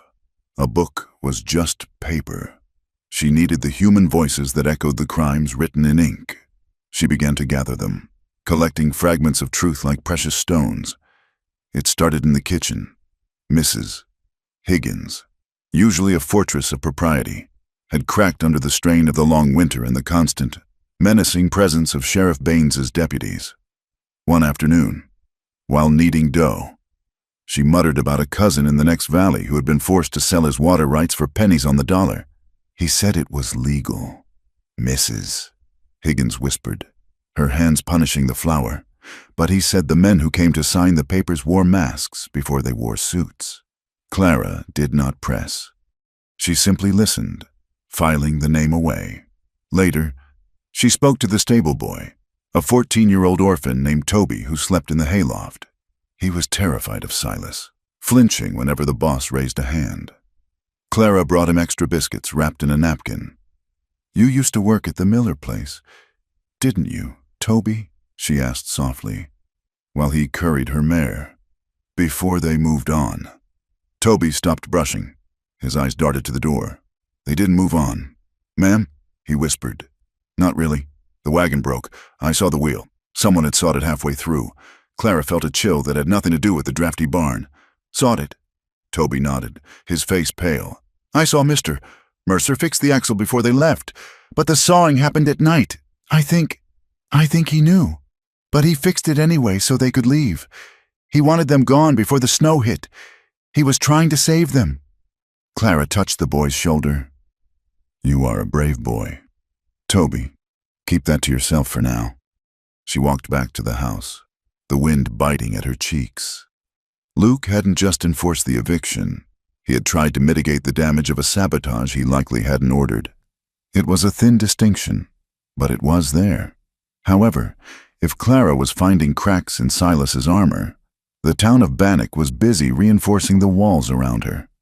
On Sunday, Silas insisted they attend church. It was a performance of domestic unity. He helped her into the carriage, his grip on her elbow tight enough to bruise. In town, the reception was icy. The women of the congregation, bundled in wool and self-righteousness, turned their shoulders as Clara passed. She heard the whispers hiss like steam. "Look at her," a matron in a bonnet murmured. "Silk ribbons in her hair while decent folk are rationing flour." "Ungrateful," another replied. "Silas Crow saved her from the street, and she walks around like she is attending a funeral." Temptation. That is what she is, a pretty face to hide a rotten spirit. The men were worse. They did not whisper. They stared. They looked at Clara not as a person, but as a high-priced heifer that Silas had acquired. They slapped Silas on the back, congratulating him on his acquisition, their eyes sliding over Clara with a mixture of envy and appraisal. "How is the filly settling in?" "Crow," the banker asked, loud enough for Clara to hear. "She is learning the bit," Silas replied, smiling his cold, shark-like smile. "She requires a firm hand, but she is learning." Clara stood still, her gloved hands clasped. She let the humiliation wash over her. She saw how loneliness was used as a discipline here. If they could make her feel entirely alone, entirely despised, she would have no choice but to turn to Silas for the only shelter available. It was a psychological siege. But she did not turn to Silas. She looked across the town square and saw Luke Mercer tying his horse at the rail. He did not look at her. He could not, but the set of his shoulders, tense and alert, told her he was listening. Luke was fighting his own ghosts. That afternoon, while Silas drank whiskey with the mayor, Luke rode out to the edge of the Badlands. He was looking for a man named Jebediah Stone. Stone had been a squatter on the North Range 3 years ago. Luke had burned his shack down. It had been an order, and Luke had carried it out with a torch in one hand and a bottle of whiskey in the other, numbing himself to the screams of Stone's wife. He found Stone living in a dugout carved into the side of a dry wash, surviving on jackrabbits and bitterness. Luke dismounted. He kept his hands away from his gun. Stone came out of the dugout, a rusty scattergun leveled at Luke's chest. "You got some nerve." "Mercer?" Stone spat. "You come to finish the job?" "No," Luke said. He reached into his saddlebag. He pulled out a sack of coffee and a pouch of tobacco. He set them on a flat rock. "I came to say I was wrong," Luke said. Stone laughed. A harsh, barking sound. "Wrong? You burned my roof. You put my wife in the ground. Mercer, the cold took her that winter because we had no shelter. You think coffee fixes that?" "No," Luke said. "Nothing fixes that." He took a step forward, ignoring the shotgun barrel wavering in Stone's grip. "I can't bring her back, Jebediah, and I can't rebuild the shack, but I am going to bring down the man who gave the order." Stone lowered the gun slightly. "Crow? You are Crow's dog. Everybody knows that." "Not anymore," Luke said. "I'm done biting. I'm going to testify. If I do, will you stand with me? Will you tell a judge what happened that night?" Stone stared at him. His eyes narrowed, searching for the trick. He saw the scars on Luke's face, the exhaustion etched into the lines around his mouth. He spat into the dirt. "If you miss, Mercer, he kills us both." "I won't miss," Luke said. Stone looked at the coffee, then back at Luke. "I ain't making no promises. But if you get him in a courtroom, I might remember a thing or two." It was a fragile victory, but it was a start. Luke rode back toward the ranch as the sun began to dip, painting the sky in violent shades of orange and blood red. Silas Crow was not a man who believed in coincidence. He had seen the way Clara held her head higher. He had seen the way Luke had looked at the sheriff during the storm. He sensed the rebellion like a change in the wind direction. He decided to cut the thread out at the root. The next morning, the sky was the color of iron. Silas summoned Luke to the porch. "I have reports of wolves in the Box Canyon," Silas said. "They are harrying the winter calves. Ride out and clear them." "Box Canyon is a dead end," Luke said slowly. "Wolves don't den there. It's too exposed. I didn't ask for a biology lesson." "Mercer," Silas snapped, "I asked you to do your job, unless you have forgotten who signs your pay." Luke looked at Silas. He looked at the sheriff, who was leaning against the railing, cleaning his fingernails with a knife. "I will go," Luke said. He knew it was a trap. It had the stench of a setup. But if he refused, Silas would fire him or arrest him on the spot for insubordination. And then he would be unable to help Clara. He had to play the hand, even if the deck was stacked. He saddled his horse, a roan mare with good stamina. As he tightened the cinch, he saw Clara watching from the kitchen window. He didn't wave. He just tapped his chest once, over his heart, and swung into the saddle. The Box Canyon was 5 miles west, a narrow throat of rock that ended in a sheer wall of sandstone. The wind howled through it, kicking up devils of snow and dust. Luke rode slowly, his rifle across his knees. He scanned the rim rock. He didn't see wolves. The shot came from high up on the south wall. It wasn't the crack of a hunter's rifle. It was the heavy boom of a Sharp's buffalo gun. Luke threw himself sideways just as the bullet tore through the air where his chest had been. It slammed into the pommel of his saddle, shattering the wood. The roan screamed and reared. Luke hit the ground hard, rolling instantly behind a boulder. A second shot chipped the stone inches from his head. Rock shards sprayed his face, cutting his cheek. He scrambled into the brush, his breath coming in ragged gasps. He was pinned. The shooter had the high ground and a long-range scope. He checked his own rifle, a Winchester repeater. Good for medium range. Useless against a sniper at 300 yards. He had to move. He crawled through the snow, using the scrub oak for cover. A third shot kicked up dirt near his boot. He made for a crevice in the canyon wall, a narrow fissure that led back into the rock. He lunged for it. The fourth shot connected. It caught him in the left side, just above the hip. The impact spun him around and slammed him into the stone. Luke grunted, a sound of pure agony. He dragged himself into the darkness of the fissure, leaving a trail of bright, arterial red on the white snow. Back at the ranch, the sun went down. Sheriff Baines walked into the parlor where Silas was reading. "Done?" Silas asked, not looking up. "My deputy says the horse went down." Baines said, "Mercer crawled into the rocks. He is hit bad. The cold will finish him tonight." "Good," Silas said. "Write it up as an accident, a gun misfire while chasing predators. Or maybe rustlers. It doesn't matter." Clara was standing in the hallway. She heard every word. The world tilted on its axis. Luke was down. Luke was dying in the snow while these men discussed his death like a bookkeeping entry. Fear, cold and paralyzing, tried to seize her throat, but she strangled it. She didn't scream. She didn't faint. She turned and walked silently to the kitchen. She grabbed a knife. She grabbed a flask of brandy. She grabbed a bundle of clean rags. She went to her room and changed into her riding habit, layering wool trousers under her skirt. She put on her heaviest coat. She waited. At midnight, the house was silent. The sheriff's men were asleep in the bunkhouse, confident that the cold was a better guard than any lock. Clara slipped out the back door. The air was -10 degrees. She didn't go to the barn. The horses would make too much noise. She went to the paddock where the ponies were kept. She caught a sturdy pinto, bridling him with shaking hands. She didn't bother with a saddle. She swung up bareback, gripping the mane. She rode out, keeping to the soft snow to muffle the hooves. She knew where the Box Canyon was. Luke had taught her the map of the ranch in their quiet moments. The ride was a nightmare. The wind cut through her coat like razors. The wolves were real enough.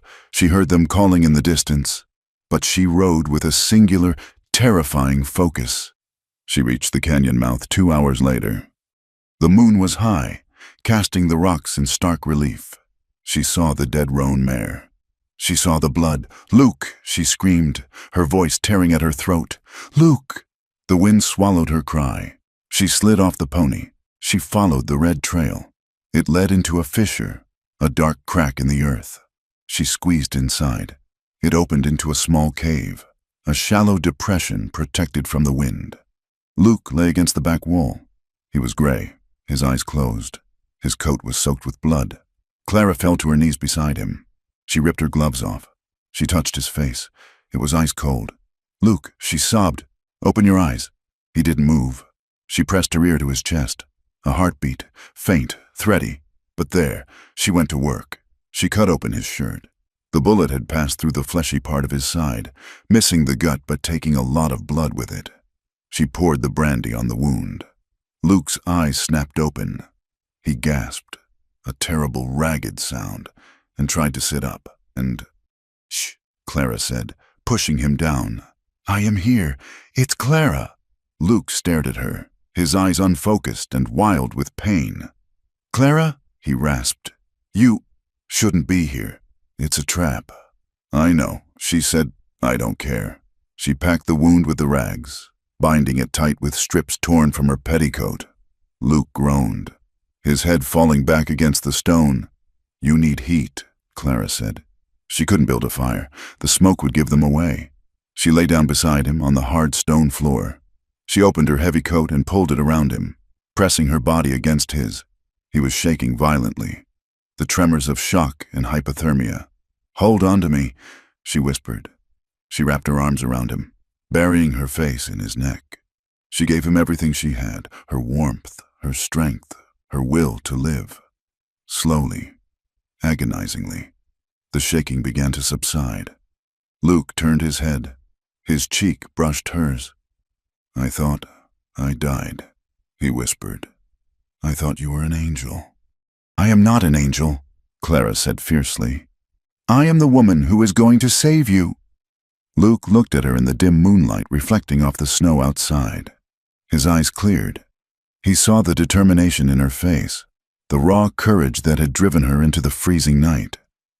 "Why?" he asked. "Why risk it all for a broken cowboy?" "Because," Clara said, her voice steady, "you are the only thing in this world that is real."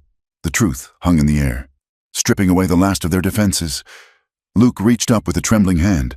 He touched her face. "I have nothing. Clara, I have no name, no money, no future. I am a ruin." "You are not a ruin," she said. "You are the man who lifted my veil. You are the man who saw me." She leaned in. This time, she did not stop. She kissed him. It was not a kiss of romance. It was a kiss of desperation, of survival, of a hunger that had been starved for months. Luke made a sound in his throat, a mix of pain and want, his hand tangled in her hair. He kissed her back, tasting of brandy and blood and cold air. The physical connection that followed was not graphic, but it was profoundly earthly. It was a huddling together against the dark. It was Clara guiding his hands, Clara deciding that for this 1 hour, in this cave at the end of the world, she belonged to no one but herself, and she chose to share that self with him. She unbuttoned his shirt further, pressing her skin against his skin. The shock of the cold gave way to a fierce, burning heat. Luke was careful, even in his delirium. He let her lead. He stopped when she winced at a sharp rock. He waited for her breath to hitch. He murmured her name like a prayer against her skin. It was a reclamation. She was taking back her body from the ledger of Silas Crow. When it was over, they lay tangled together, breathless, the silence of the canyon returning. Luke kissed her forehead. "This changes everything," he whispered. "I know," Clara said. "We can't go back." "Not to how it was." "We aren't going back," Clara said. "We are going forward." Morning brought a sky of brilliant, blinding blue. Luke could stand, though he was pale and stiff. Clara helped him onto the pinto pony. She walked beside him, leading the horse, refusing to ride while he was wounded. They didn't go back to the ranch. They turned east, toward the town. "We need to get to Judge Holloway," Clara said. "He is riding the circuit. He is in Bannock until tomorrow. If Silas finds us—" Luke started. "He will," Clara said. "But we will be in the light." They reached the edge of town just before noon. They looked like ghosts, Clara with her hair wild and her dress torn. Luke slumped in the saddle, blood seeping through his coat. People stopped in the street to stare. They made it to the steps of the courthouse. Judge Holloway was coming out, a tall man with a beard like a patriarch. "Judge!" Clara called out. Her voice was cracked but loud. The judge stopped. "Mrs. Crow?" "I need to report a crime," Clara said, stepping onto the boardwalk. Before she could say another word, the sheriff's voice boomed out. "There she is!" Sheriff Baines came running from the saloon, followed by Silas Crow and 3 deputies. "Grab her!" Silas shouted. "She is unwell!" The deputies rushed forward. Luke tried to slide off the horse to stop them, but his legs buckled. He hit the ground. 2 deputies pinned him instantly, kicking his injured side. "No!" Clara screamed. Silas grabbed Clara's arm. He spun her around. "I apologize." "Judge," Silas said, his voice smooth and dripping with false concern.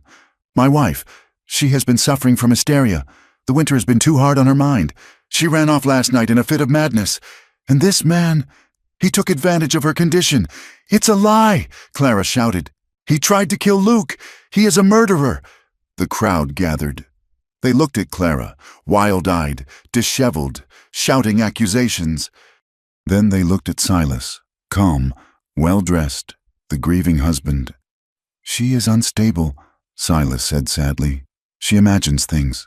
She claims I am trying to hurt her, me, the man who saved her from debt." Clara looked at the faces in the crowd. She saw doubt. She saw the prejudice she had fought for months closing in like a noose. A woman screaming in the street was crazy. A rich man speaking calmly was sane. She stopped struggling. She went perfectly still. "I am not mad. Silas," she said. Her voice wasn't a scream anymore. It was cold and clear, carrying over the wind. "I am not mad. I am owned. And I am done being owned." She looked at the judge. "Ask him about the ledger," she said. "Ask him about Reginald Thorne." Silas's eyes flickered. He tightened his grip on her arm until she gasped. "Enough," he hissed. "Sheriff, take Mr. Mercer into custody for kidnapping and assault," Silas ordered. "And I will take my wife home. She needs rest and isolation." The sheriff dragged Luke up. Luke was bleeding heavily now. He looked at Clara, his eyes filled with a terrible helplessness. "Clara!" he roared. "Don't let them—" A rifle butt slammed into his stomach. He doubled over. Clara was dragged toward Silas's carriage. "Wait," it was a small voice. A man stepped out of the crowd. It was the shopkeeper, Mr. Henderson. I heard them talking." "Mr. Henderson said nervously. "Last month, Mr. Crow and the sheriff, about paying someone in Denver." Silas turned his slate eyes on the shopkeeper. "You must be mistaken. Henderson, the wind plays tricks. I heard it too," another voice said. "It was Mrs. Gable, the midwife. She stepped off the boardwalk, and I saw the bruises on her arm 3 weeks ago." "Silas Crow, those weren't from no fall. It was a ripple, not a wave, but a ripple. 2 people, just 2. But it was enough to make the judge pause. "Sheriff," the judge said, "hold the prisoner here. Do not take him to the county jail yet. I want to hear this testimony." Silas's face hardened. "This is a domestic matter." "Judge, not if there is an allegation of murder?" The judge said, but Silas was faster. He already had Clara in the carriage. His deputies were mounted. "We will discuss this at the ranch."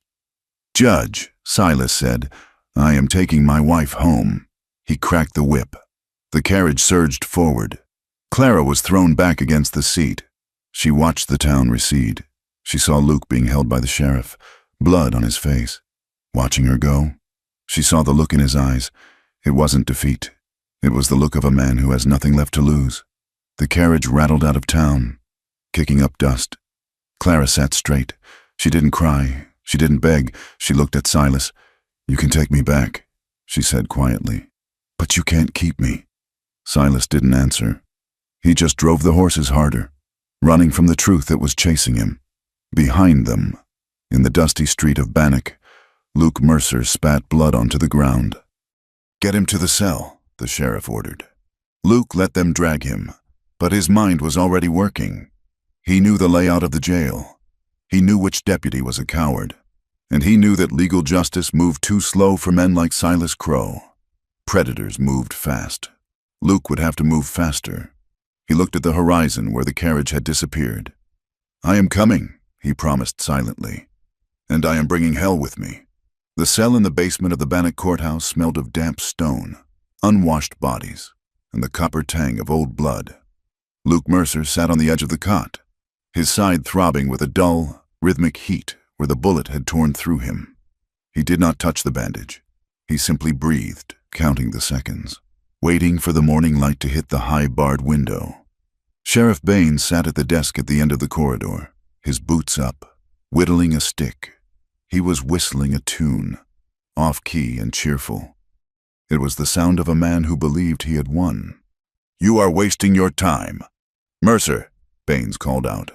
"Judge Holloway is riding out at noon. Once he is gone, you and I are going to have a long conversation about resisting arrest." Luke stood up. The movement cost him, sending a spike of pain up his ribs. But he did not show it. He walked to the bars. "Get the judge," Luke said. Baines laughed. "The judge is busy having breakfast. He doesn't have time for a rustler. Tell him I want to confess," Luke said. Baines stopped whittling. He looked at Luke, his eyes narrowing. "Confess to what?" "To the Miller family," Luke said. "And to the fire at the Hart place." Baines slowly lowered his feet to the floor. The smile vanished. "That is ancient history. It is murder," Luke said, his voice dropping to a gravelly low. "And if you don't fetch the judge, I will start shouting the details so loud that every clerk and shopkeeper on Main Street hears them. I will tell them how much Silas Crow paid you to lose the evidence. $100, wasn't it?" Baines stared at him. The threat was real. A public confession before a trial could not be silenced without a bullet. And shooting a prisoner in a cell was messy, even for Baines. "I will get him," Baines spat, "but you better keep your mouth shut about the money." 20 minutes later, Judge Holloway stood outside the cell. He looked tired, his beard gray and severe in the dim light. Beside him stood a man Luke had only heard of but never met. U.S.S. Marshal and Elias Vance. Vance was a legend in the territory, a man who had cleaned up the gold camps in the 70s.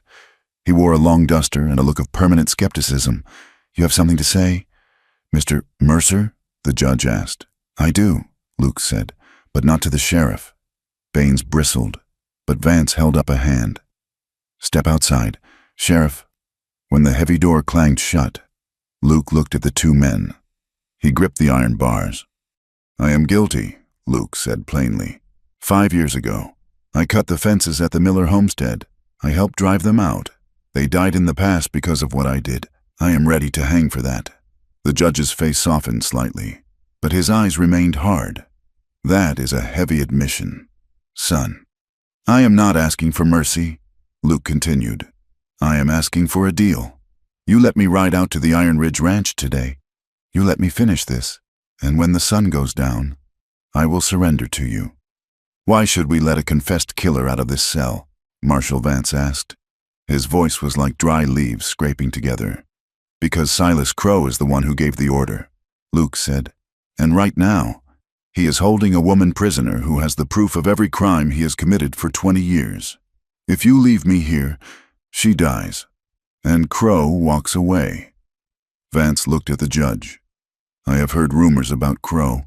The land office in Helena has a file on him 3 inches thick, but no witnesses." "I have a witness," Luke said, "and she has the ledger." "Who else can you trust?" the judge asked. "If we move on Crow, we need men who aren't on his payroll." "There is a rancher named Garrett," Luke said. "He runs the spread south of the creek. Crow poisoned his water last summer. He hates Silas more than he loves his own life." Vance nodded slowly. "I know Garrett. He is a hard man, but honest." The marshal unlocked the cell door. "You have until sunset. Mercer," Vance said. "If you run, I will hunt you down." Luke stepped out, the pain in his side sharp and clarifying. "I am not running, Marshal. I am done running. At the Iron Ridge Ranch, the atmosphere was taut as a bowstring. Silas Crow was preparing for a cattle sale. It was hasty, unplanned, a liquidation disguised as business. He had invited buyers from as far as Idaho, men who asked few questions if the price was right. The corrals were full of lowing cattle, the dust thick in the air. Clara Crow watched from the window of the study. She saw the men arriving, rough men in dusters, eyeing the stock. She saw the sheriff's deputies posted at the gates, shotguns in the crooks of their arms. She was a prisoner in her own home, but she was no longer a victim. Silas entered the room. He was dressed in his finest suit, smelling of bay rum and arrogance. "You will come downstairs. Clara," he said, "you will serve coffee to the buyers. You will smile. You will show them that everything is in order." "And if I don't?" Clara asked, not turning from the window. Silas walked over to her. He didn't strike her. Instead, he leaned close, his voice a poisonous whisper. Then I will have you committed to the asylum in Warm Springs tomorrow morning. Doctor, Evans has already signed the papers. He agrees that your hysteria regarding the fire makes you a danger to yourself." Clara turned to face him.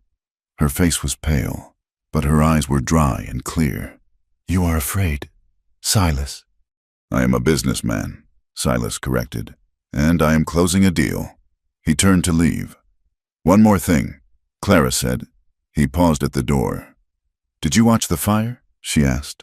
"When my father's hopes burned, did you stand there and watch? Or did you pay someone else to do that too?"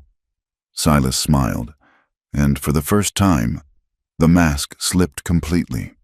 It wasn't anger she saw. It was boredom. "I didn't have to watch. Clara, I knew the wind would do the work. That is the difference between us. You think the world cares about fairness. I know the world belongs to the men who strike the match." He walked out, closing the door with a click. Clara waited until his footsteps faded. She didn't panic. She moved. She went to the pantry. She knelt and pried up the loose floorboard behind the sack of potatoes. The black ledger was there, wrapped in oilcloth. She took it out, but she needed more. She needed the key to the desk. She went into the hallway. The house was bustling with the arrival of the buyers.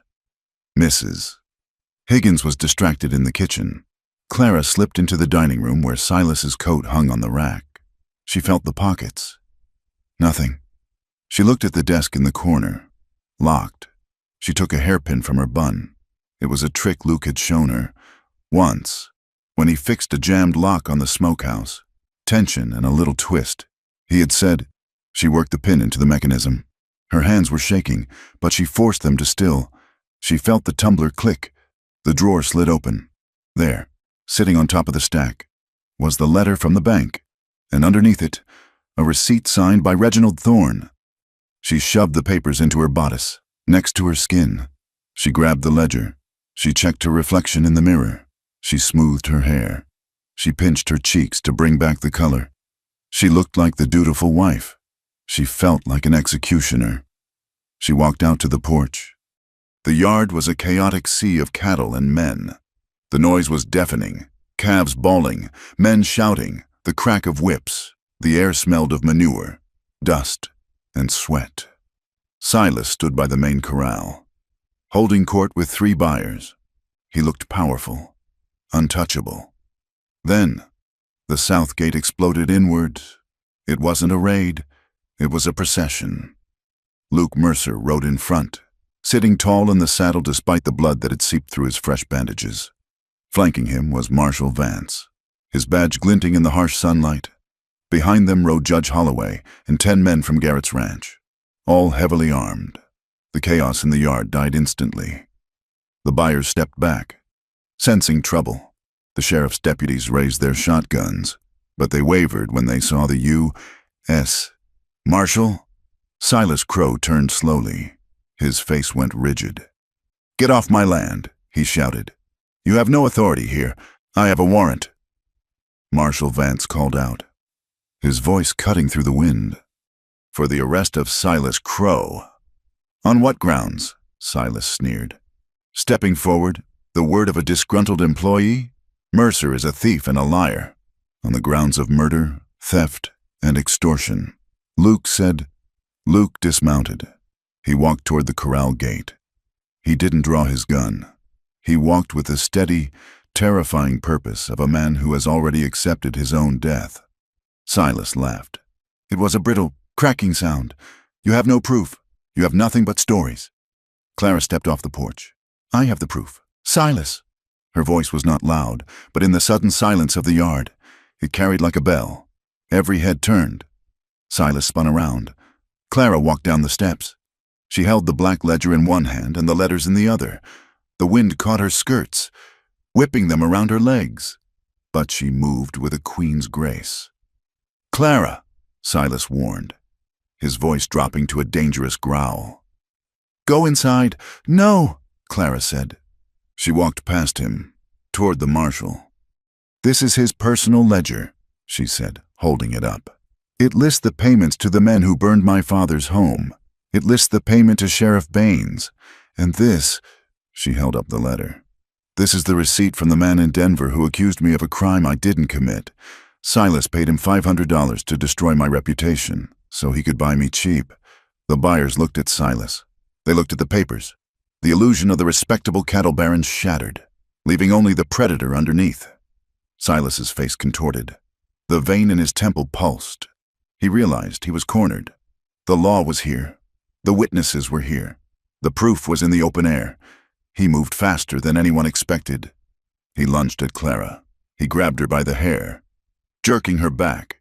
He pulled his revolver and jammed the barrel against her temple. "Back!" he screamed. "Back, or I scatter her brains on the dirt!" The yard froze. The marshal raised his rifle, but he couldn't fire.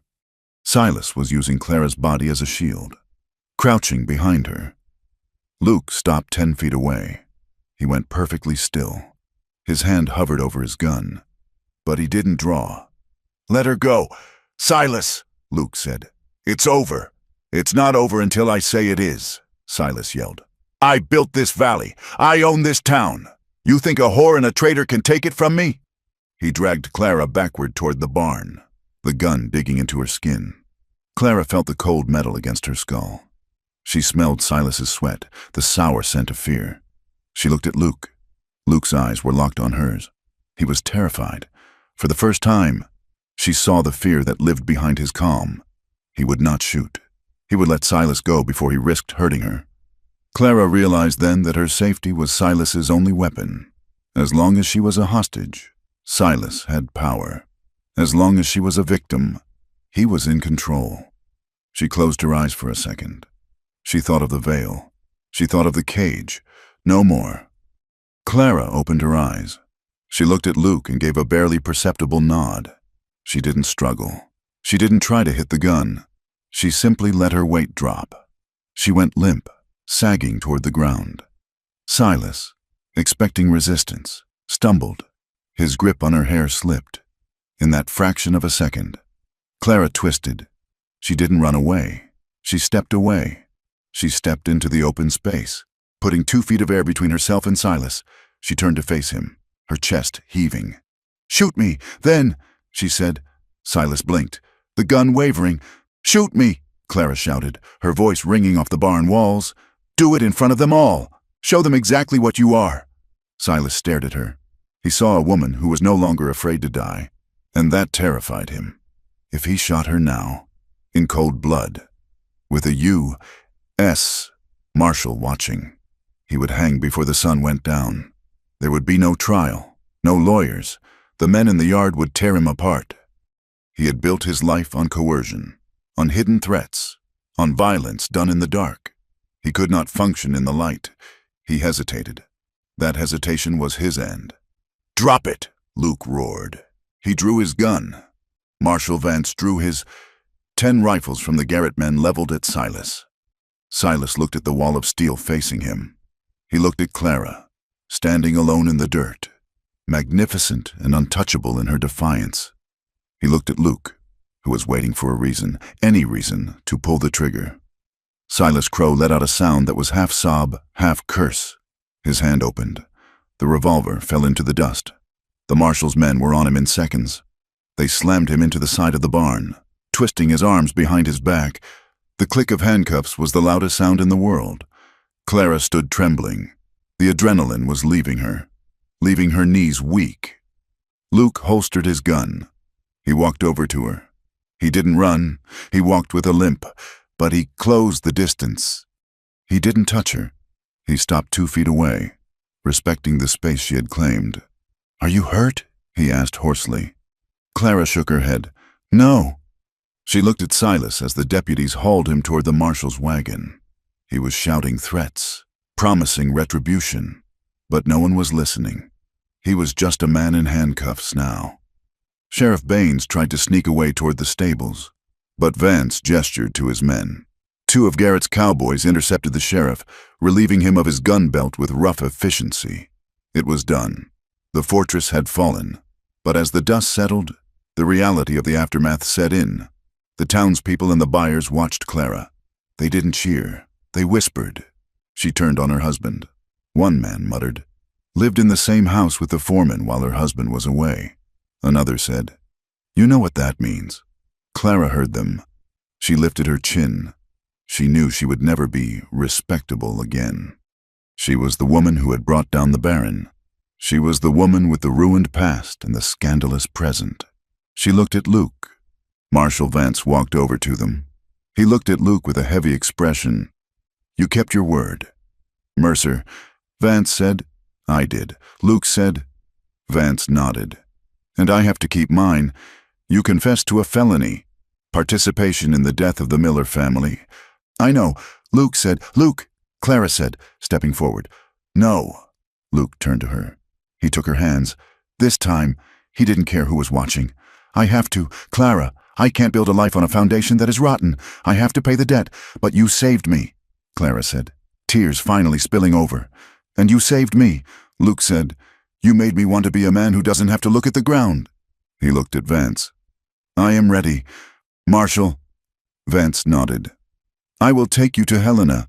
The judge will hear the case, given your cooperation and the coercion by Crow. I suspect the sentence will be light. A year, maybe 2, in the territorial prison, but you have to serve it." "I will wait," Clara said instantly. Luke looked at her, his eyes searching her face. "It's a hard life, waiting for a convict. The town won't be kind to you." "I don't care about the town," Clara said. "I care about the truth." She reached up and touched the scar on his cheek. "I will run the ranch," she said. "I will fight the bank. I will be standing right here when you come back." Luke smiled. It was the first time she had seen him smile without a shadow behind it. "I believe you," he said. The deputies led Silas Crow away, loading him into the wagon like a sack of grain. Marshal Vance gestured for Luke to follow. Luke mounted his horse. He couldn't ride with Clara. He had to ride with the law. The procession moved out. The buyers dispersed, grumbling about wasted time. The dust began to settle on the Iron Ridge Ranch. Clara stood in the center of the yard. She was alone. The wind whipped her hair across her face. Her dress was stained with dust and sweat. The veil she had worn on her wedding day was gone, destroyed weeks ago. Her face was uncovered, exposed to the harsh sun and the judgment of the world. She watched Luke ride away. He turned in the saddle once, just before he crested the ridge. He raised his hand. Clara raised hers. She was shaking. Her future was uncertain. The money was gone. Her reputation was in tatters. And the man she loved was going to prison. But as she looked out at the miles of open prairie, at the fences that no longer felt like a cage, Clara Hart took a deep breath. The air tasted of sagebrush and cold earth. It tasted of freedom. She straightened her spine. She turned and walked back toward the house, not as a guest, not as a prisoner, but as the owner. She had survived the winter. Now, she would build the spring. The wheels of justice in the Montana Territory did not turn with the precision of a Swiss clock. They ground forward with the agonizing slowness of a wagon axle stripped of grease. Silas Crow was sitting in the territorial prison in Deer Lodge, awaiting a trial that kept being postponed by expensive lawyers and winter storms.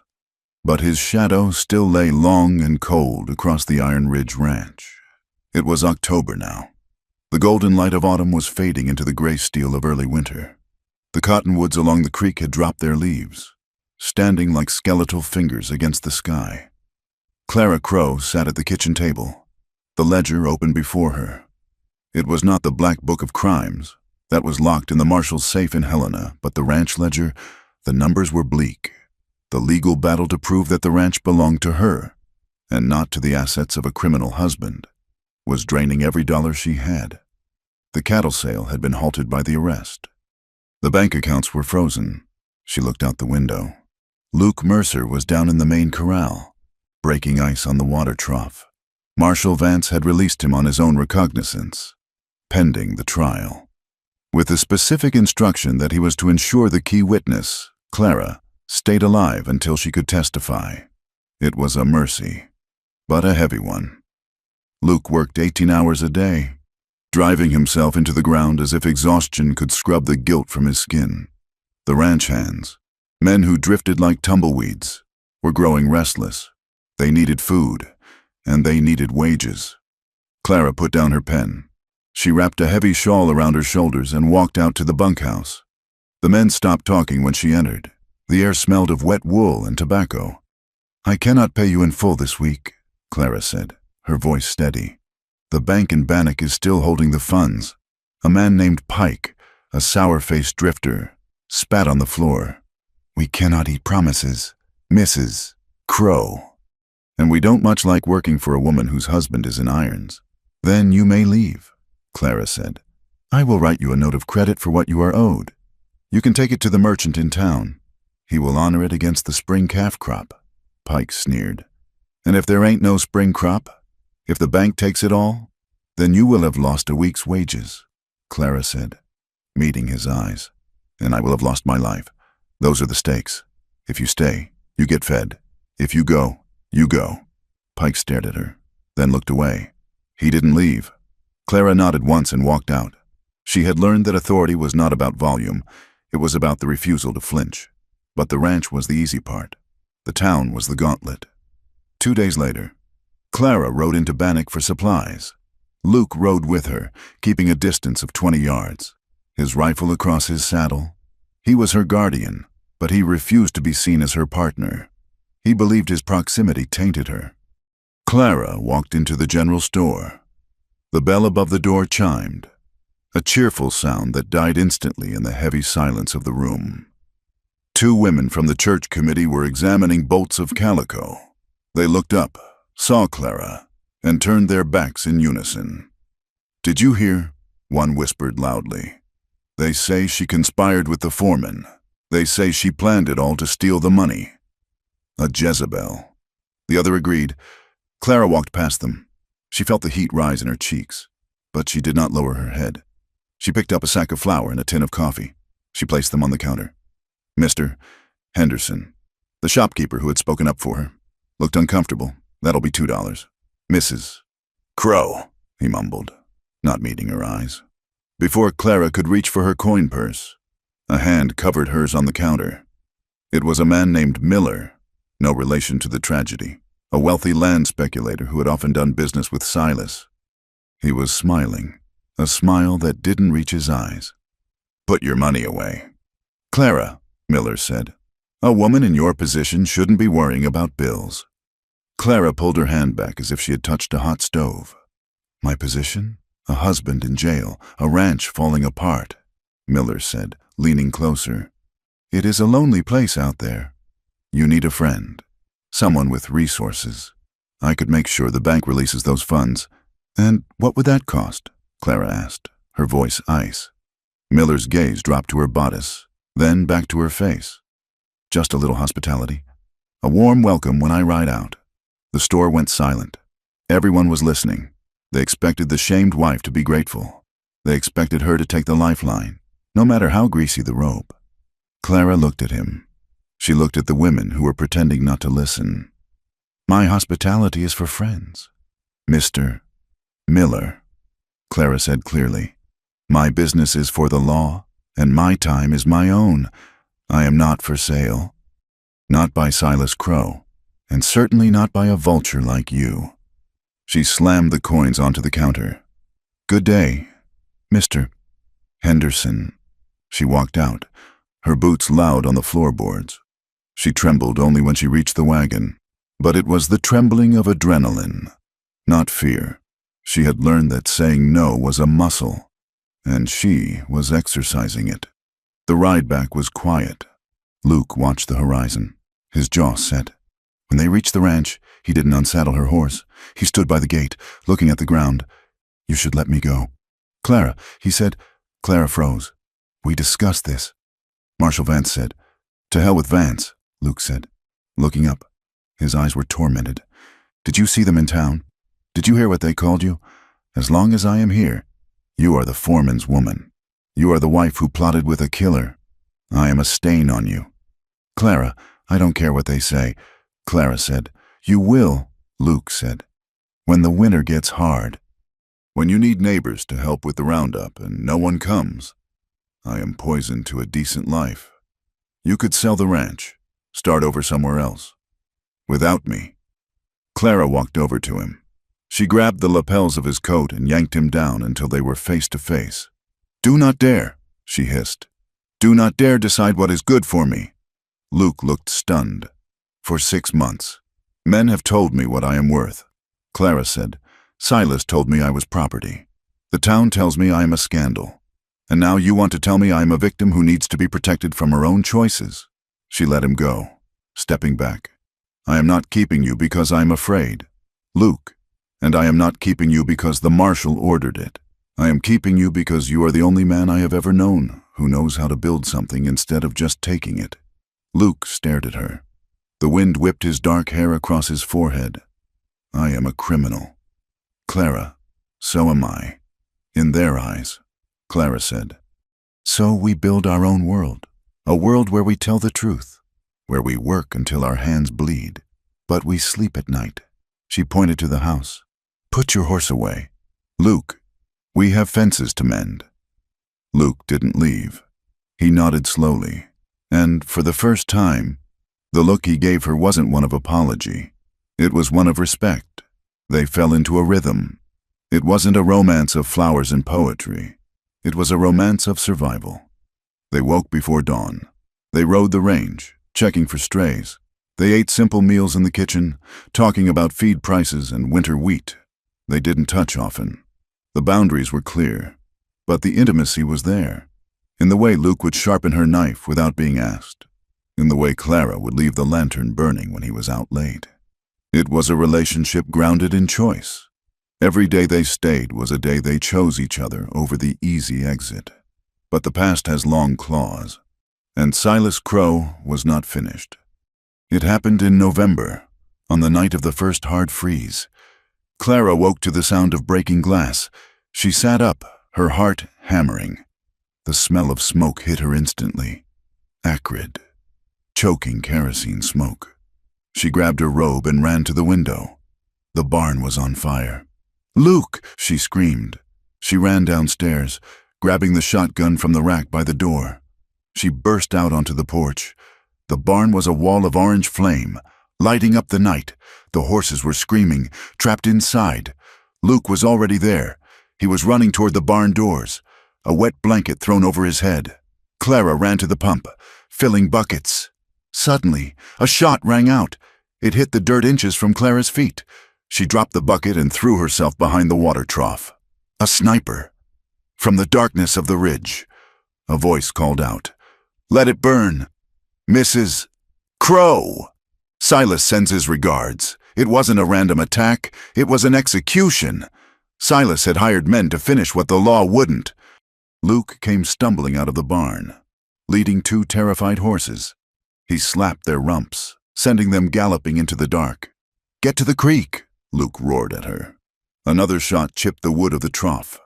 Clara didn't argue. She crawled through the mud, keeping the trough between her and the ridge. She reached the edge of the creek bed and slid down the embankment.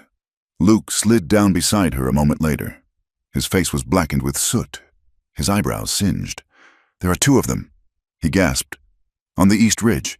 They have the high ground. If we stay here, they will flank us." "Where do we go?" Clara asked. "The Badlands," Luke said. "We have to cross the river and get into the rocks. It's the only cover."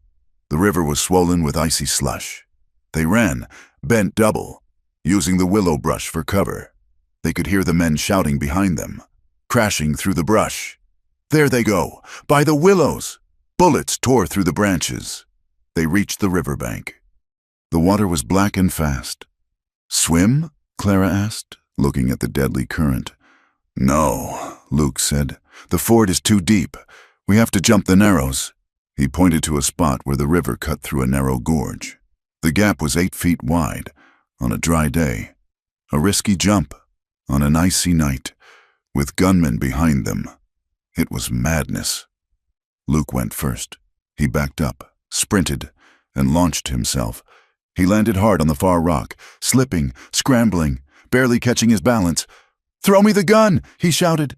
Clara tossed the shotgun across the gap. Luke caught it. "Jump! Clara! Now!" Clara heard the crunch of boots in the snow behind her. She didn't look back. She ran. She hit the edge of the rock and pushed with everything she had. For a second, she was flying over the black water. She hit the other side. Her boots slipped on the ice. She fell backward. Luke's hand shot out. He grabbed her wrist. His grip was iron. He hauled her up onto the rock just as a bullet sparked off the stone where her head had been. "Move!" They scrambled up into the rocks, disappearing into the labyrinth of sandstone towers just as the moon slid behind a cloud. They spent the night playing cat and mouse in the freezing dark. It was a test of every instinct Luke possessed, and every ounce of grit Clara had forged. They were hunted. They were freezing. But they were together. Near dawn, they found a dead end, a box canyon with no exit. "They are coming," Luke whispered. He checked the shotgun. 2 shells left. He looked at Clara. "If they take us," he said, his voice cracking, "I won't let them take you alive, not with what Silas paid them to do." Clara looked at the shotgun. Then she looked at the narrow entrance of the canyon. "Give me the gun," she said. "Clara, you are hurt. Luke, your hands are shaking from the smoke. Mine aren't." She held out her hand. Luke hesitated. It went against every instinct he had to give up the weapon, but he looked at her eyes. They were the eyes of the woman who had walked into the courtroom. He handed her the gun. Clara positioned herself behind a fallen boulder. She rested the barrel on the stone. She breathed out, watching her breath plume in the cold air. A shadow moved at the canyon mouth, a man in a duster, holding a repeating rifle. Clara didn't wait for him to speak. She didn't wait for him to see them. She aimed for the knee. She pulled the trigger. The boom was deafening. The man screamed and went down. His legs shattered. The second man broke cover, trying to run. Clara pumped the action. She swung the barrel. She fired the second barrel into the rocks just ahead of him. "Drop it!" she screamed, "or the next one is in your back." The man froze. He dropped his rifle. Luke was on him in seconds, tackling him, binding his hands with his own belt. Clara stood up. She lowered the smoking gun. She was trembling now, violent, racking shivers. But she hadn't missed. She hadn't waited to be rescued. Luke walked over to her. He took the gun gently from her hands. "You got him," he whispered. "We got him," Clara said. They marched the men back to town at gunpoint. The arrival of Clara Crow, soot-stained and fierce, marching 2 hired killers into the marshal's office, became a legend that would be told in Bannock for 50 years. The testimony of the hired gunmen was the final nail in Silas Crow's coffin. It wasn't just financial crimes anymore. It was attempted murder of a witness. The trial, when it finally happened in December, was short. Luke took the stand. He sat in the chair, looking at the jury. He didn't hide his face. "I did those things," Luke said to the packed courtroom. "I cut the fences. I intimidated the families. I did it because I was a coward who valued his paycheck more than his soul." The prosecutor, a sharp man from Helena, leaned in. "And why are you confessing now, Mr. Mercer? You could have ridden away." Luke looked at Clara, sitting in the front row. She was wearing a simple gray dress, her head high. "Because I met someone who taught me that the truth is the only thing that doesn't burn," Luke said. Silas Crow was sentenced to 20 years in the Territorial Penitentiary. He was dragged out of the courtroom screaming that he owned them all. He owned nothing. Luke was sentenced to 1 year suspended, with 5 years of probation. In light of his testimony and his role in capturing the assassins, it was a light sentence by the law's standard, but heavy by the town's. He was a convicted man. He would never vote. He would never hold office. But as he walked out of the courthouse, a free man, Clara was waiting. The winter passed. It was hard. They lost 20 head of cattle to the cold. They ate venison and cornmeal for 3 months. But the barn was rebuilt, timber by timber. Spring came to the Montana Territory with a violence of green grass and rushing water. On a warm evening in May, Clara stood on the porch of the ranch house. The wind was blowing, but it was a Chinook, warm and smelling of sage. Luke was repairing the corral fence. He finished hammering a post and walked toward the house. He took off his hat, wiping the sweat from his forehead. He stopped at the bottom of the steps. "The fence is solid," he said. "Good," Clara said. She walked down the steps. She stopped on the bottom one, so she was eye level with him. The whispers in town have stopped. She said, mostly, they found new things to talk about. Luke said. Clara reached out and took his hand. His knuckles were still scarred, his palm rough. I don't want to just survive anymore. Luke, she said softly. Luke looked at her. His dark eyes searched hers. What do you want, Clara? I want to live. I want a life that we choose. Every day. Luke stepped closer. He placed his other hand on her waist. It wasn't a claim. It was an anchor.